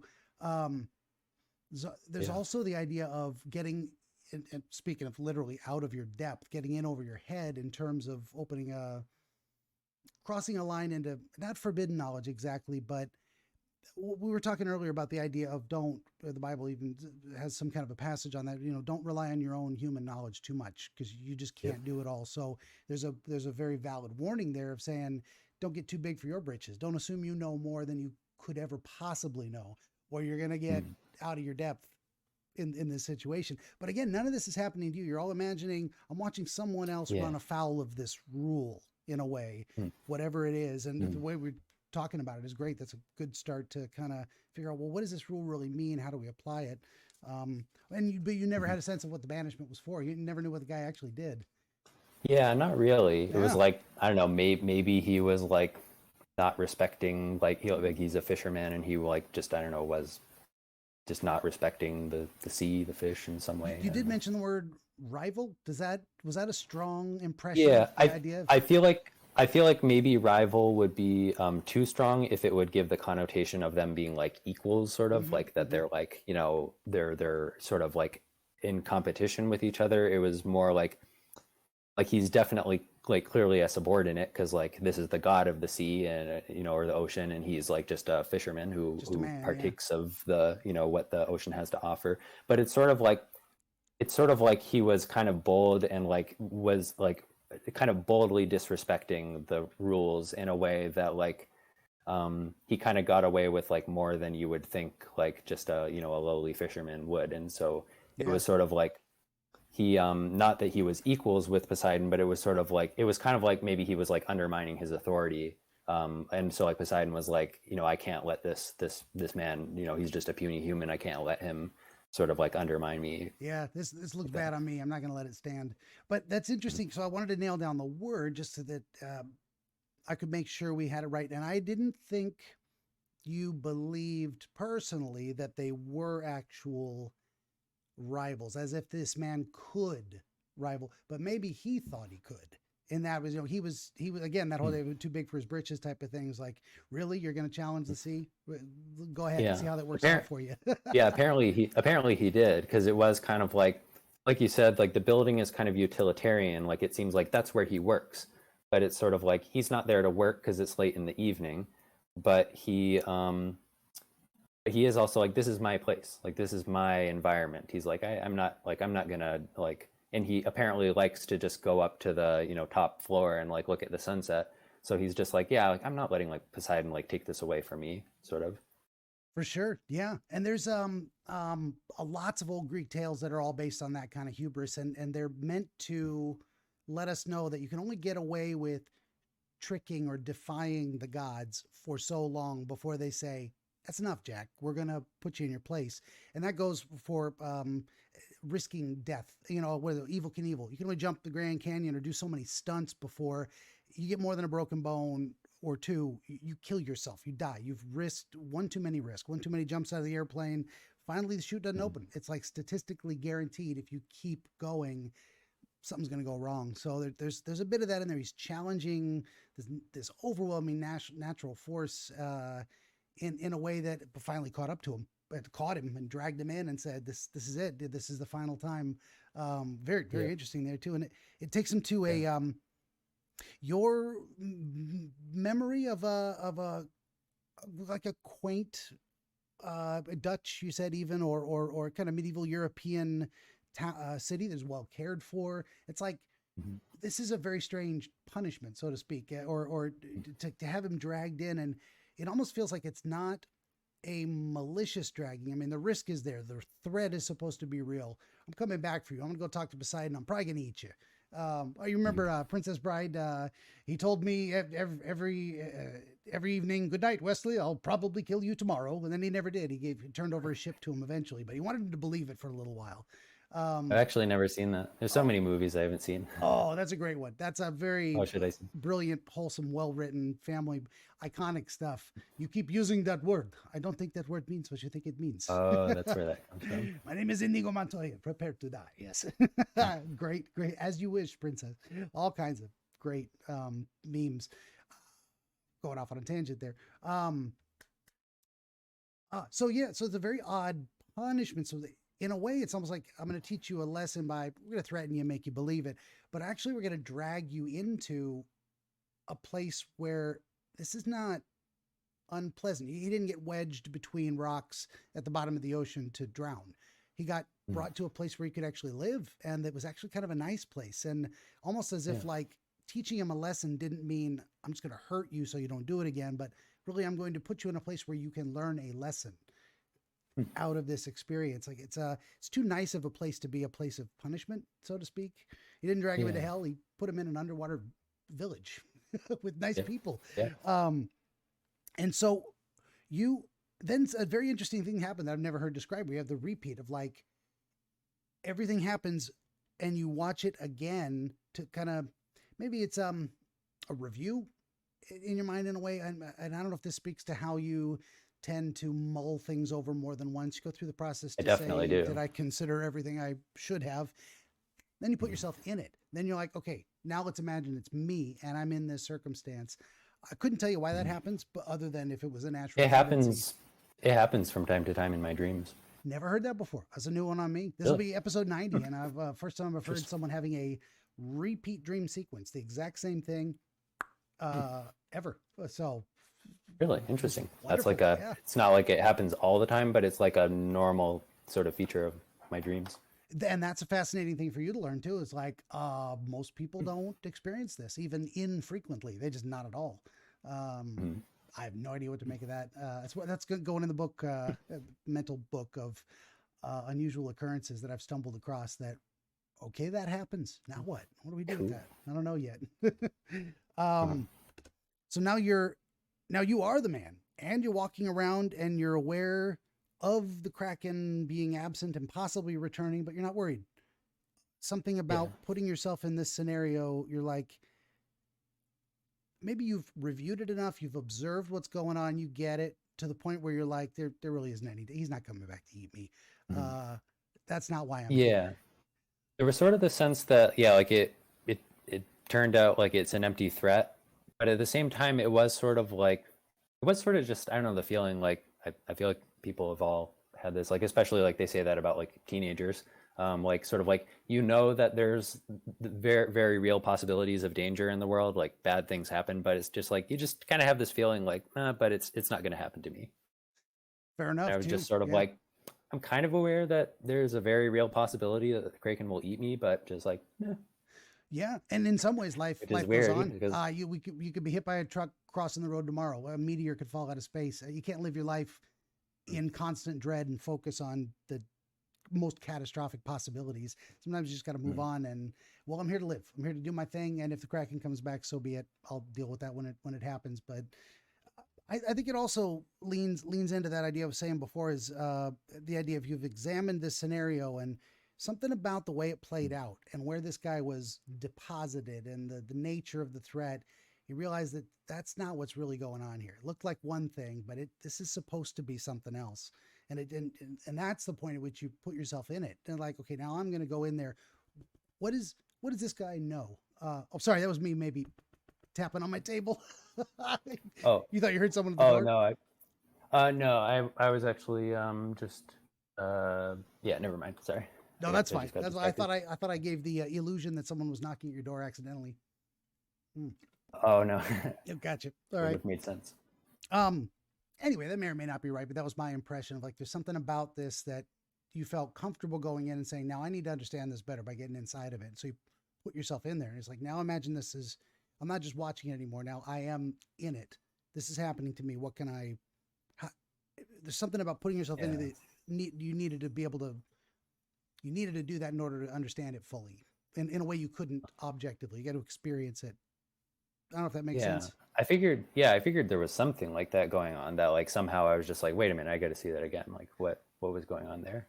Yeah, and that's definitely there's an objective review thing, and I do that too. It's like before I do something new, I'll watch a couple YouTube videos. Like, I got to change an electrical thing on a dishwasher, whatever. I've never done that before, so I'm gonna watch the video. Probably gonna watch it again, then I'm gonna go do it. In a way of like making sure I'm not jumping in getting in over my head, and not ready for the experience and unable to do what needs to be done. Peanut butter, come here. Oh, we got a peanut butter. Okay. Oh, my If you see him, he got a haircut with more peanut butter. Okay, so what the experience ends up being is there is a kind couple about your age ish. I mean, you're in your late 20s now, you said, or Yeah, I'm in my late. I'm 28, and this was about 2 years ago. so slightly older, old enough to maybe have their shit together a little more than you did at the time in your own mind, Yeah. and generous and willing to be kind of peer guides in a way. This wasn't an old elderly couple. That's like, we've been around a long time and now we're taking you under our wing as much as we're not that much older Yeah. than you. We're in the same, more relatable. Like they're more like me, Yep. in a Yeah, sense. yeah. I think that describes it well. Yeah, I would say And that's maybe why that chosen age. Mhm. Yeah, I think that's accurate. And I also the way that I have often thought about them is that they were like they showed me around because they were showing me around different places, and they were like good guides and good sort of hosts, and they had good recommendations of like things to do, but they also like gave me my space and sort of like weren't offended if I didn't like do everything that they kind of thought of. Yeah, exactly. And that's, I think we feel more, comfortable to be our best, not best, most genuine selves when there's less of a disparity involved. And what do I mean by Yeah. that? They weren't young children that you were responsible for, that you have to set limits for them. So there's a specific kind of relationship of protection. They weren't elderly folks that were way beyond you in experience and years, and they were looking on you as a child that needed to be guided. They were very much like helpful guides, very similar to yourself, that just had more knowledge, information about the immediate environment, and they were eager to share it. There's something going on in there of learning Yeah. from peers. I don't know if you had, and it is a male and female couple. Okay, yeah. I don't know if that brings anything to mind. Yeah, It may not. it is pretty common to have a male female couple, sort of like, or not even if they're necessarily a couple, but just like sort of a pair. Yeah. Like I've said, like sometimes they're like side by side with me. Actually, a lot of times, yeah, I didn't really think about this, but it is kind of a theme for me to have two guides right behind me. Like Gotcha. I'm in front of them, but they're kind of like telling me where to go, and they're telling me about things. They're asking me questions. There wasn't a lot of detail to this, but they were like that because I never saw them, but they were always showing me around, so they were Gotcha. behind Now me. that is an experience I've heard of actually in book 6 of the ABC series, Studies in Dreams. Get Yeah. it on Amazon now. She talks about people, and I think herself, who often has the experience of sensing the presence of another person who is their guide behind them in a Yeah. dream. That's Oh, interesting. um, telling them things, asking them questions, giving them I've recommendations on where to go, what to do. Yeah. Yeah, no, that's interesting. I've wondered if other people do too, because I mean, I guess there's all kinds of ways you could interpret that, but like I always think of that as an angel. They're angel characters. Very well could be. Um, Yeah. And in some in ways, some dreams they are angels, but usually they're just yeah, yeah. like people that are behind me. And we can bugs. We can look at an angel's one of those funny things too, where you can look at it a couple different ways. You can say this is literally the classical angel because made by God. It has certain physical properties. That is a proper literal angel. Then there is a person, say, can become angelic by their behavior. Yeah. We can embody what it means to be. You're my guardian angel, my saving, my savior. In ways we use these Right. expressions for someone that has been kind to us, shown us things. So it's very Mm. possible, I think, metaphorically in real life, for people to become angels based on how they. I was probably the angel that saved the guy who got flipped over in the boat. Just for that moment, I was briefly an Yeah. angel, and then I went back to not being an angel anymore because it was I Mm. wasn't born that way. It's just something I did, something I embodied for a period of time. Yeah, no, definitely. I think, yeah, because like I certainly during the dream was not thinking of them as angels. Like the literal sense of the dream is that they were just a couple, but it's such a recurrent sort of theme that concept like I like it the concept there seems to be an angel, sort of like you say a guide, also like a mediator. Like that's like what sort of angels sort of functionally are. It's like they mediate between God and man. Yeah, exactly. And that's mediation to, for something to be mediate or immediate.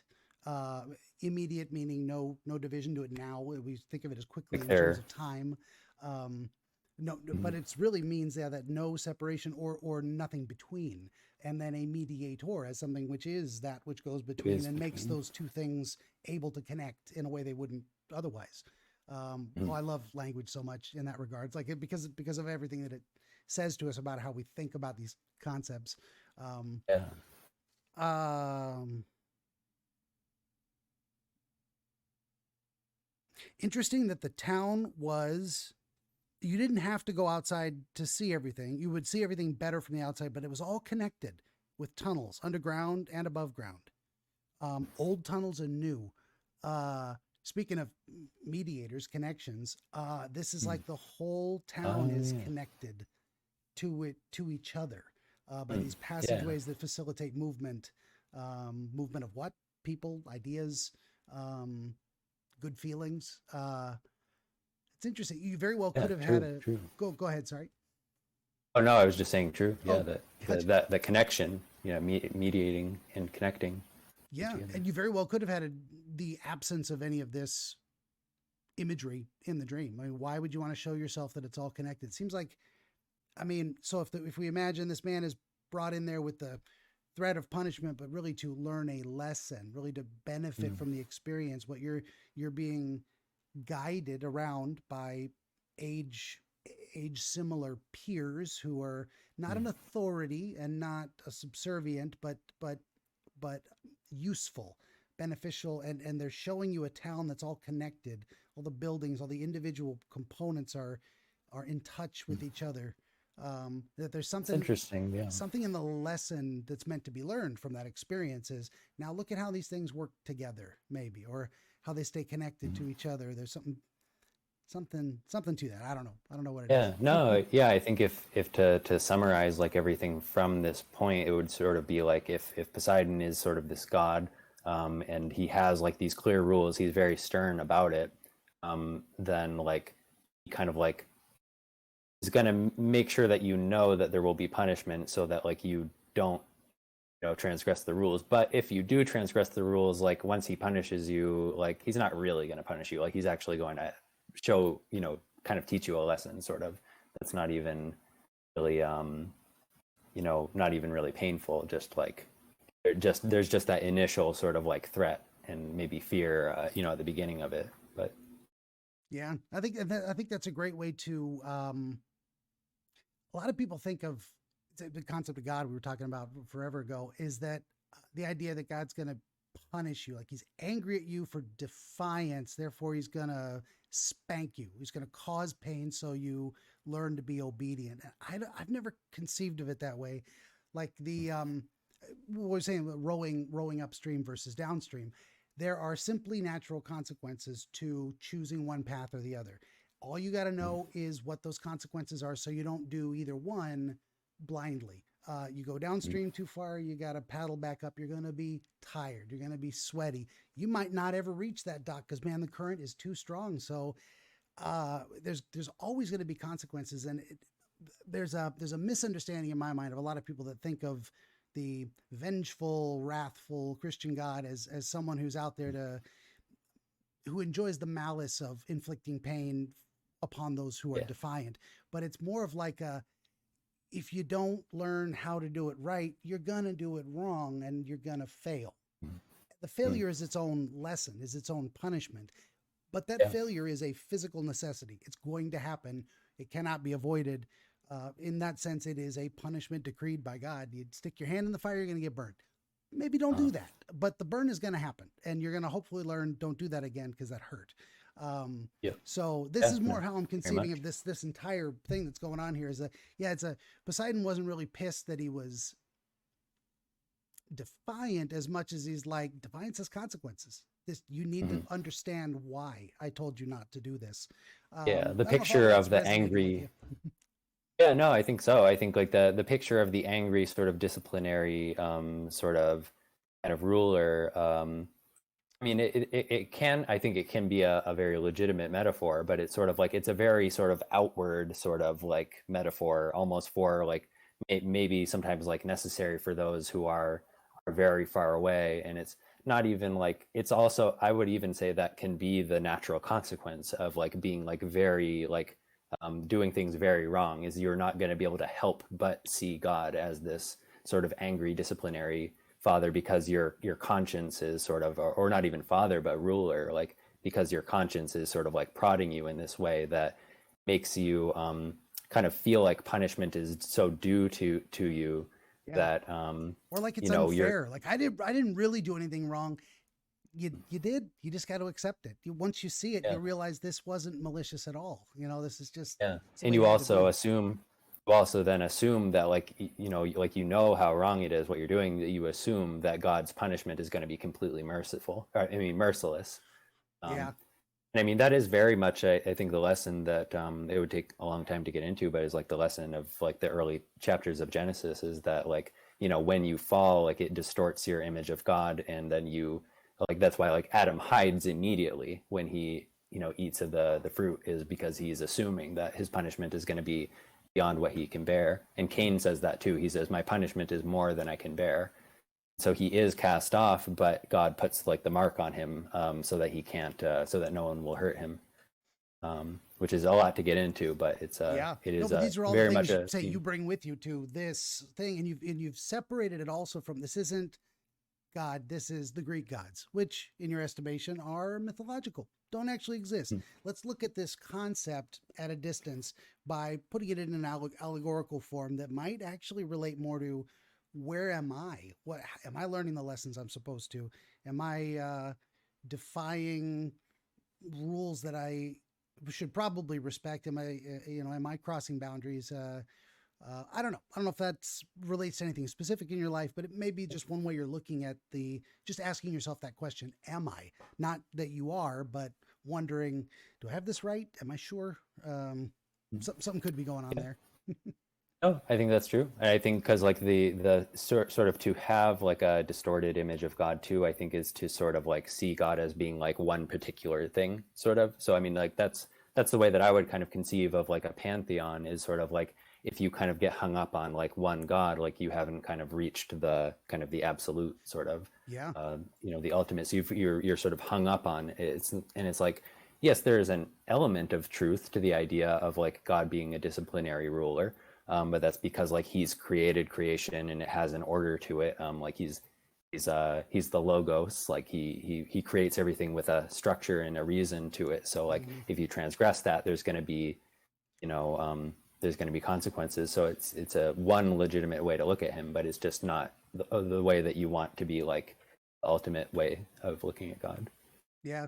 And definitely there's a difference between the idea of God has decreed that if you stick your hand in the fire, you will get burnt. And God wants you to stick your hand in the fire because he enjoys seeing you get burnt. He doesn't want that outcome at all, but that's the way the world works. So if you understand the rules better, you can avoid the consequences. And thank God. God bless. Do what you got to do to not get burned. But he's also not going to change the rules. He's also not going to say, for you, the fire doesn't burn this time.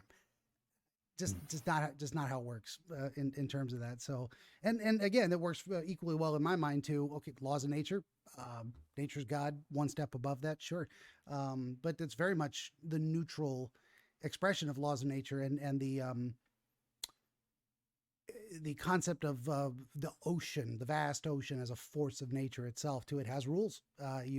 Buoyancy, all the physical rules, crushed at depth by the mass of water. These things are just going to happen, and you got to know that, or catastrophe.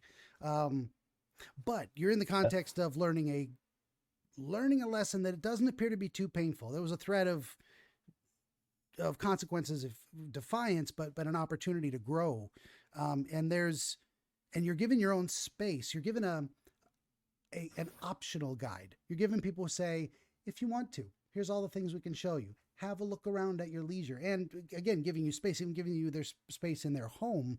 And all of this experience brings you back to two memories, one of which neither of which happened, but both of which parallel some things from your life. Like you had a band.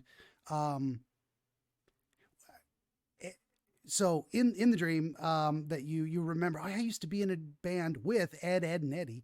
And we were having the same dynamic of what was the character's name? There was Kevin. Kevin, and he was the It was like kind of the bully kid who always like called them dorks. That's right, yeah. And how did you feel about that as you were experiencing it in the dream, in terms of like, were you reflecting on it as a pleasant memory or as I don't know, how would you describe it? Yeah, Nostalgia? I would say it was kind of a mix. Yeah, it was sort of it was nostalgic, and it was sort of like, oh, those were really good times, like being in the band. I guess I kind of felt like I was like maybe wishing that I didn't let sort of Kevin's sort of heckling kind of get to me. Like I would, because I'm thinking like back in, high school, like I was very insecure about a lot of things. And so like there were a lot of good things going on, and especially the band was like, that was kind of like my favorite thing to do when I was in high school. So it was like, kind of felt like, maybe if I was not so insecure, like maybe we would have done a bit more with the band. And so like it was a good time, but like I wish that I didn't allow sort of like Kevin, whatever he, whoever he's supposed to be, kind of like diminish that. Yeah, and there I guess there was a slight bittersweetness to it, maybe. Yeah, exactly. So the idea of being put in a place to learn a lesson, you get self-reflection at the end of this experience that leads you to these two ideas, and one of which is you had something you really enjoyed and were passionate about, but you let other people, other circumstances, you let something come between you and that in a sense that you regret. Like, I would not make that same choice today. You're actually showing yourself, I learned a lesson from that experience. I will now approach future problems differently, because I know I'm not going to be happy if I do the same thing, because I'm not happy I did it then. I'm not happy now based on that. I would have done it differently if I could, and I will do it differently in the future. So that might be, well, go ahead. No, I was just saying that makes sense. Gotcha. I feel like I'm talking over you sometimes. I talk a lot. You probably noticed. It's okay. And then also another memory pops up, traveling on Healy wheel shoes in a white shirt and shorts at about 8 years old. So you took yourself even further back in time. Something possibly about that first memory kicked you back further and said, "Oh, I remember something similar, another thing I might regret, or something I would change about myself at a younger age? Maybe if I'd been a Yeah. different person at a younger age, taken more risks and tackled more challenges when it came to the band and being discouraged from it by social forces or whatever, I would not have succumbed to that." I don't know if anything's connecting in that regard. Probably, because yeah, I mean, the that second memory was like it was a memory. It wasn't. It really didn't like resemble anything about me in a way. Because like I did not have wheelie shoes, heely shoes. I didn't like, roller skating or rollerblading. Because I was always like afraid of falling and scraping my knee or something like that. Like Mm, I didn't like to do like things that were rough or like things that could potentially get me hurt. Really didn't like sports much. Like there were a couple of sporty things that like I like to run basically and like throw a baseball back and forth. I didn't like anything else like that had like much more like kind of rules to it, or could potentially get me hurt. But I sort of feel like if I was more willing to sort of get hurt, like I could have been more carefree, sort of like I wouldn't have been so restricted. And I also like felt like the sort of the lightness, both of the color and like that I was wearing shorts sort of was, I wouldn't say that it's not like I didn't wear shorts when I was a kid, but it was like I always did find something a little bit kind of uncomfortable, like just I don't know, like if like especially if the shorts like went above my knees, I just felt a little exposed. yeah, And yeah, eventually, as I got older, I was just decided like, why do I wear shorts? I don't like wearing shorts. Um, fair enough. so it was Yeah, sort of uncharacteristic. Like I said, I also didn't really like to go outside much. I did, my parents made sure that I played outside, and so I would figure something out to have fun. But if I had my way, I would have probably been playing the compute on the computer like all the time in early childhood. yeah. I've very much been the same way. I like my indoor space and my computer games and whatnot. And it is very interesting. That kind of the idea that it is a completely fabricated memory, so to speak, that isn't connected to Yeah, anything. It imagines. It's like an imaginary. It's a what if scenario. What if I had been the kind of kid who did these things that I would never do, yeah, that I was not naturally inclined to do, that I didn't feel comfortable doing, that I was afraid of doing? Yeah, it might have been my band experience that I regret might have turned out differently. So in this yeah, context of being taught a lesson by supernatural force, you're examining your own process of learning lessons throughout your life. And in a way, it seems to me coming to terms with the idea that in order to have a different outcome, you would have had to have been a different person to begin with. So that said, you can still now reflect on these things and say, well, I can change them intentionally, um, mm, which might mm. be what is your what's your time frame right now? I know we're probably getting close. Need to go pretty soon. I should be going. Well, in probably 15 minutes. Okay, I'll try and wrap it up there because we got this whole other segment of being in the Yeah, kind of the quasi aquarium setting, and all very interesting. All of this seems to take place in this very underwater space. That yeah, could probably be a whole discussion on its own. But it definitely feels like what led you from. So the mariner defying the mighty Poseidon, dragged into the ocean as a punishment for his defiance, but really to teach him a lesson, which is a growth lesson. You're reflecting on your own life, and that kind of brings you up to this place where you're in another, long hallway or whatnot, and so another transitional travel space type. Like you're gonna have to go on a journey to get something more. mm, It seems representative of that to me anyway.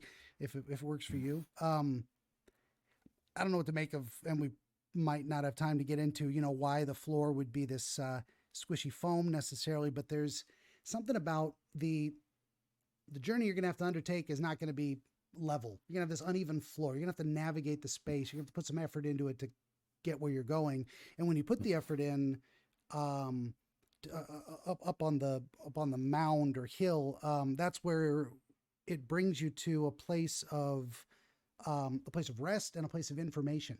You've got And posts, questions. and questions, exactly. And it shows you these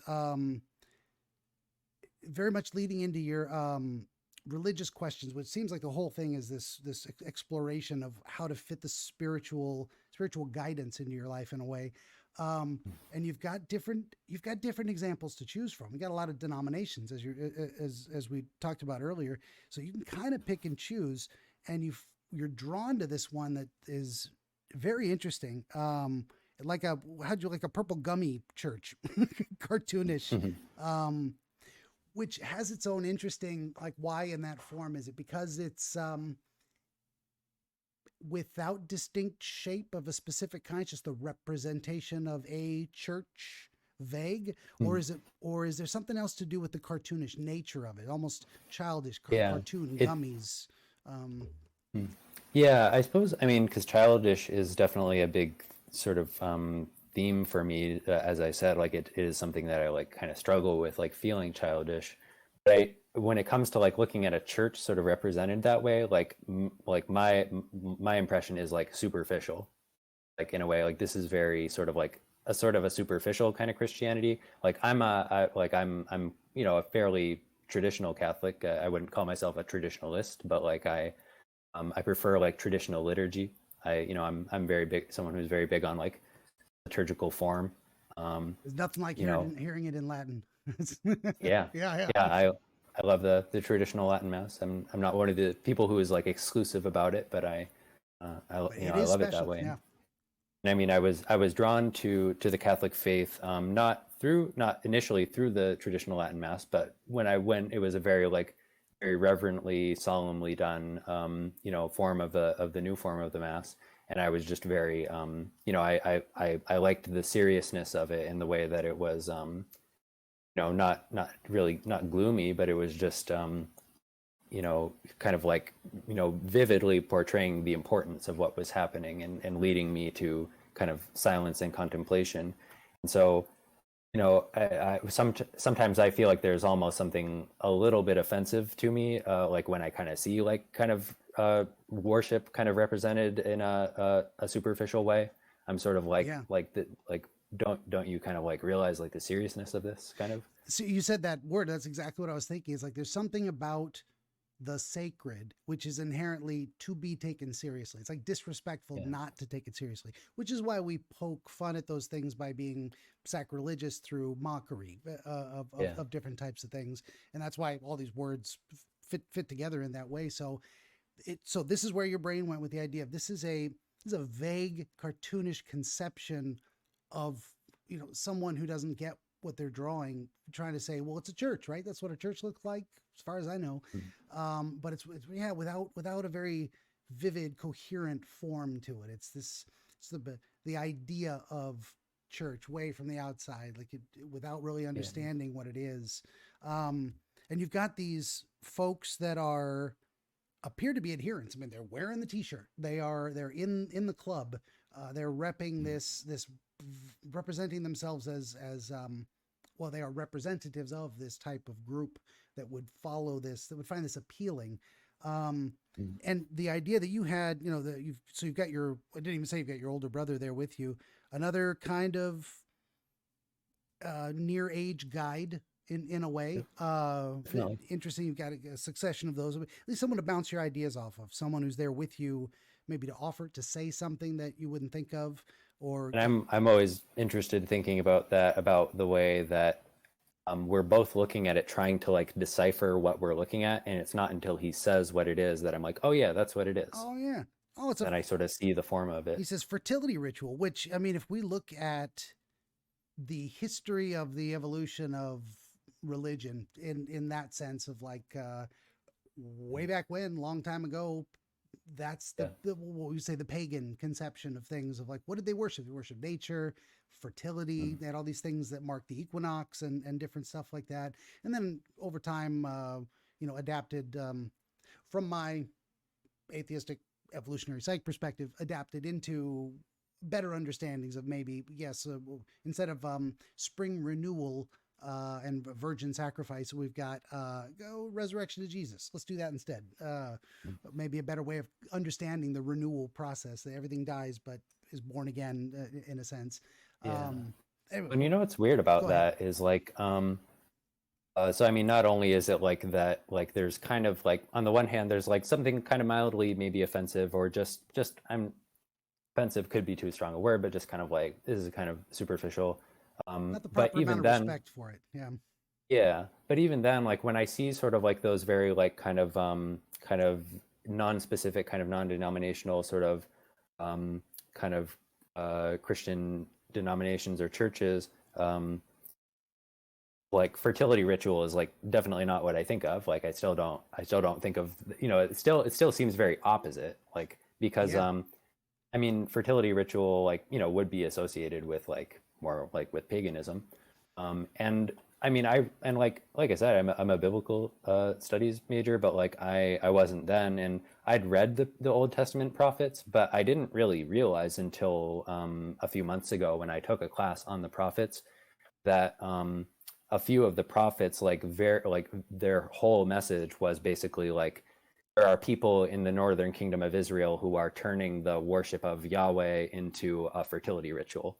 Like people are having like the kind of cult prostitution inside of sanctuaries, which are they're saying are for the worship of Yahweh, but they're like Yeah. doing that for like, you know, in hopes that it's going to you know, bring them crops and make their crops fertile.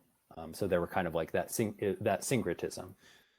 Yeah, for sure. And then so there's also the representation of missing the mark in terms of this is not what a church is supposed to be. These people are doing it wrong. They're doing it so wrong. They miss the point so broadly.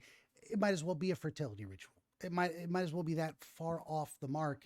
So that's also a very iconic thing of saying that's not Christianity. That's not how we do it. That's not what we stand for. Um, It's not what we believe. If you're doing that, that's not a church. That's not what I believe a church should be or is in its essence. Um, you want to get down, boo boo?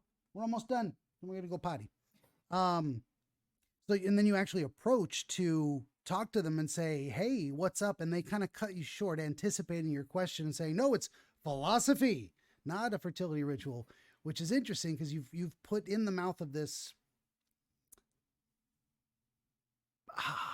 representative of this kind of brand of Christianity that's doing it wrong, or whatever it's supposed to be. They actually, you never once said they were Christians. Just they go to a church. That's supposed to be the representation of a church. And so in out of his mouth comes this declaration that what they're doing is philosophy. What does that say to you? You think about how you look at your endeavor to explore philosophy and apply it to use it in your life. Where's that in terms of your learning process and your faith? Does it seem like that connects all the way through the dream? yeah, I'm sure nothing really jumps to mind, but I guess like it would. I guess I would say that it maybe the attempt to sort of philosophize about religion. Maybe there's sort of that sense that like, you know, the sort of pursuing philosophy can bring me into like these things that are just you know, kind of over my depth, and then before I know it, I'm like trying to unify things that just don't match at all. Um, Yeah. yeah, something like that. Yeah, I think that's very much where I was going with it too. Like at least asking yourself the question, the suspicion, giving voice to the suspicion that if you go too far into philosophy, it was this guy's very strong declaration. This is not what you thought it was. It's philosophy, and you're like, well, that is that any better? It's still missing the mark. Um, Definitely wondering with that question of am I going to take myself away from what my faith should be and how I understand the world by following this path? Am I going to diverge and end up And practicing philosophy and not Christianity or Catholicism? yeah, Something well, I in think there. yeah, well, actually, no, yeah. What I was trying to remember what I was thinking was that like the way that I kind of received it when he said like it's philosophy, it's not a fertility ritual, was sort of like he was kind of defensive about it, like it's philosophy. And I was kind of thinking like, no, it's not. Like you've got a very superficial version of Christianity, and then you've got a fertility ritual, which makes no sense, like merging the two. Like, what are you doing? It's sort of I think that that's part of like the idea of the like kind of the danger of philosophy is it's not like it's like as much like oh like this is so deep like I better not go there, like it there could be an element of that, but it's also sort of like compared to revelation, like your sort of puny human attempt at philosophy is not really that impressive. So like if you're trying to take like revelation, which is something that's sort of bestowed on you, and then sort of merge it with philosophy, which is something that you do yourself, like is just not going to match. And I mean, that's totally not what the Catholic tradition, says. That doesn't match with the incarnational spirit of Christianity, that like, heaven and earth do meet, body and soul are made for each other. Human reason, can have a genuine but limited apprehension of the divine. But there's still the very real possibility of like, if you treat philosophy as, more than it is, then you end up kind of turning everything superficial, religion, and you may have a very profound philosophy, but it will never be as profound as revelation. Yeah, very awesome. I mean, we went a long way for a long time. Do you feel like we got some pretty good answers out of a lot of this stuff? At least new ways of looking at it, new insights, new possibilities. Definitely, yeah. The way that you're describing and just setting up these links and sort of kind of showing some of the big picture. I'm gonna have to think back over these things, but this makes a lot of sense.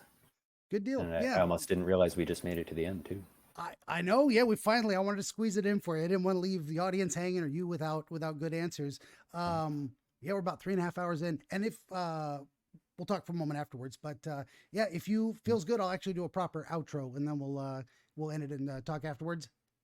Okay, great. Okay, good deal. Well, then I will go refer to my notes because I'm terrible on that. We have had our friend from New England, our friend Enyada, artist and writer, and you can find the artistry and writing at Enyada-art. That's NJADA-ART.blogspot.com and enyadadtrans.substack.com. And these links are going to be in the description below. And I'm just going to say thanks for coming. This is always fascinating. I've appreciated hearing the story and having the opportunity to share my thoughts on it.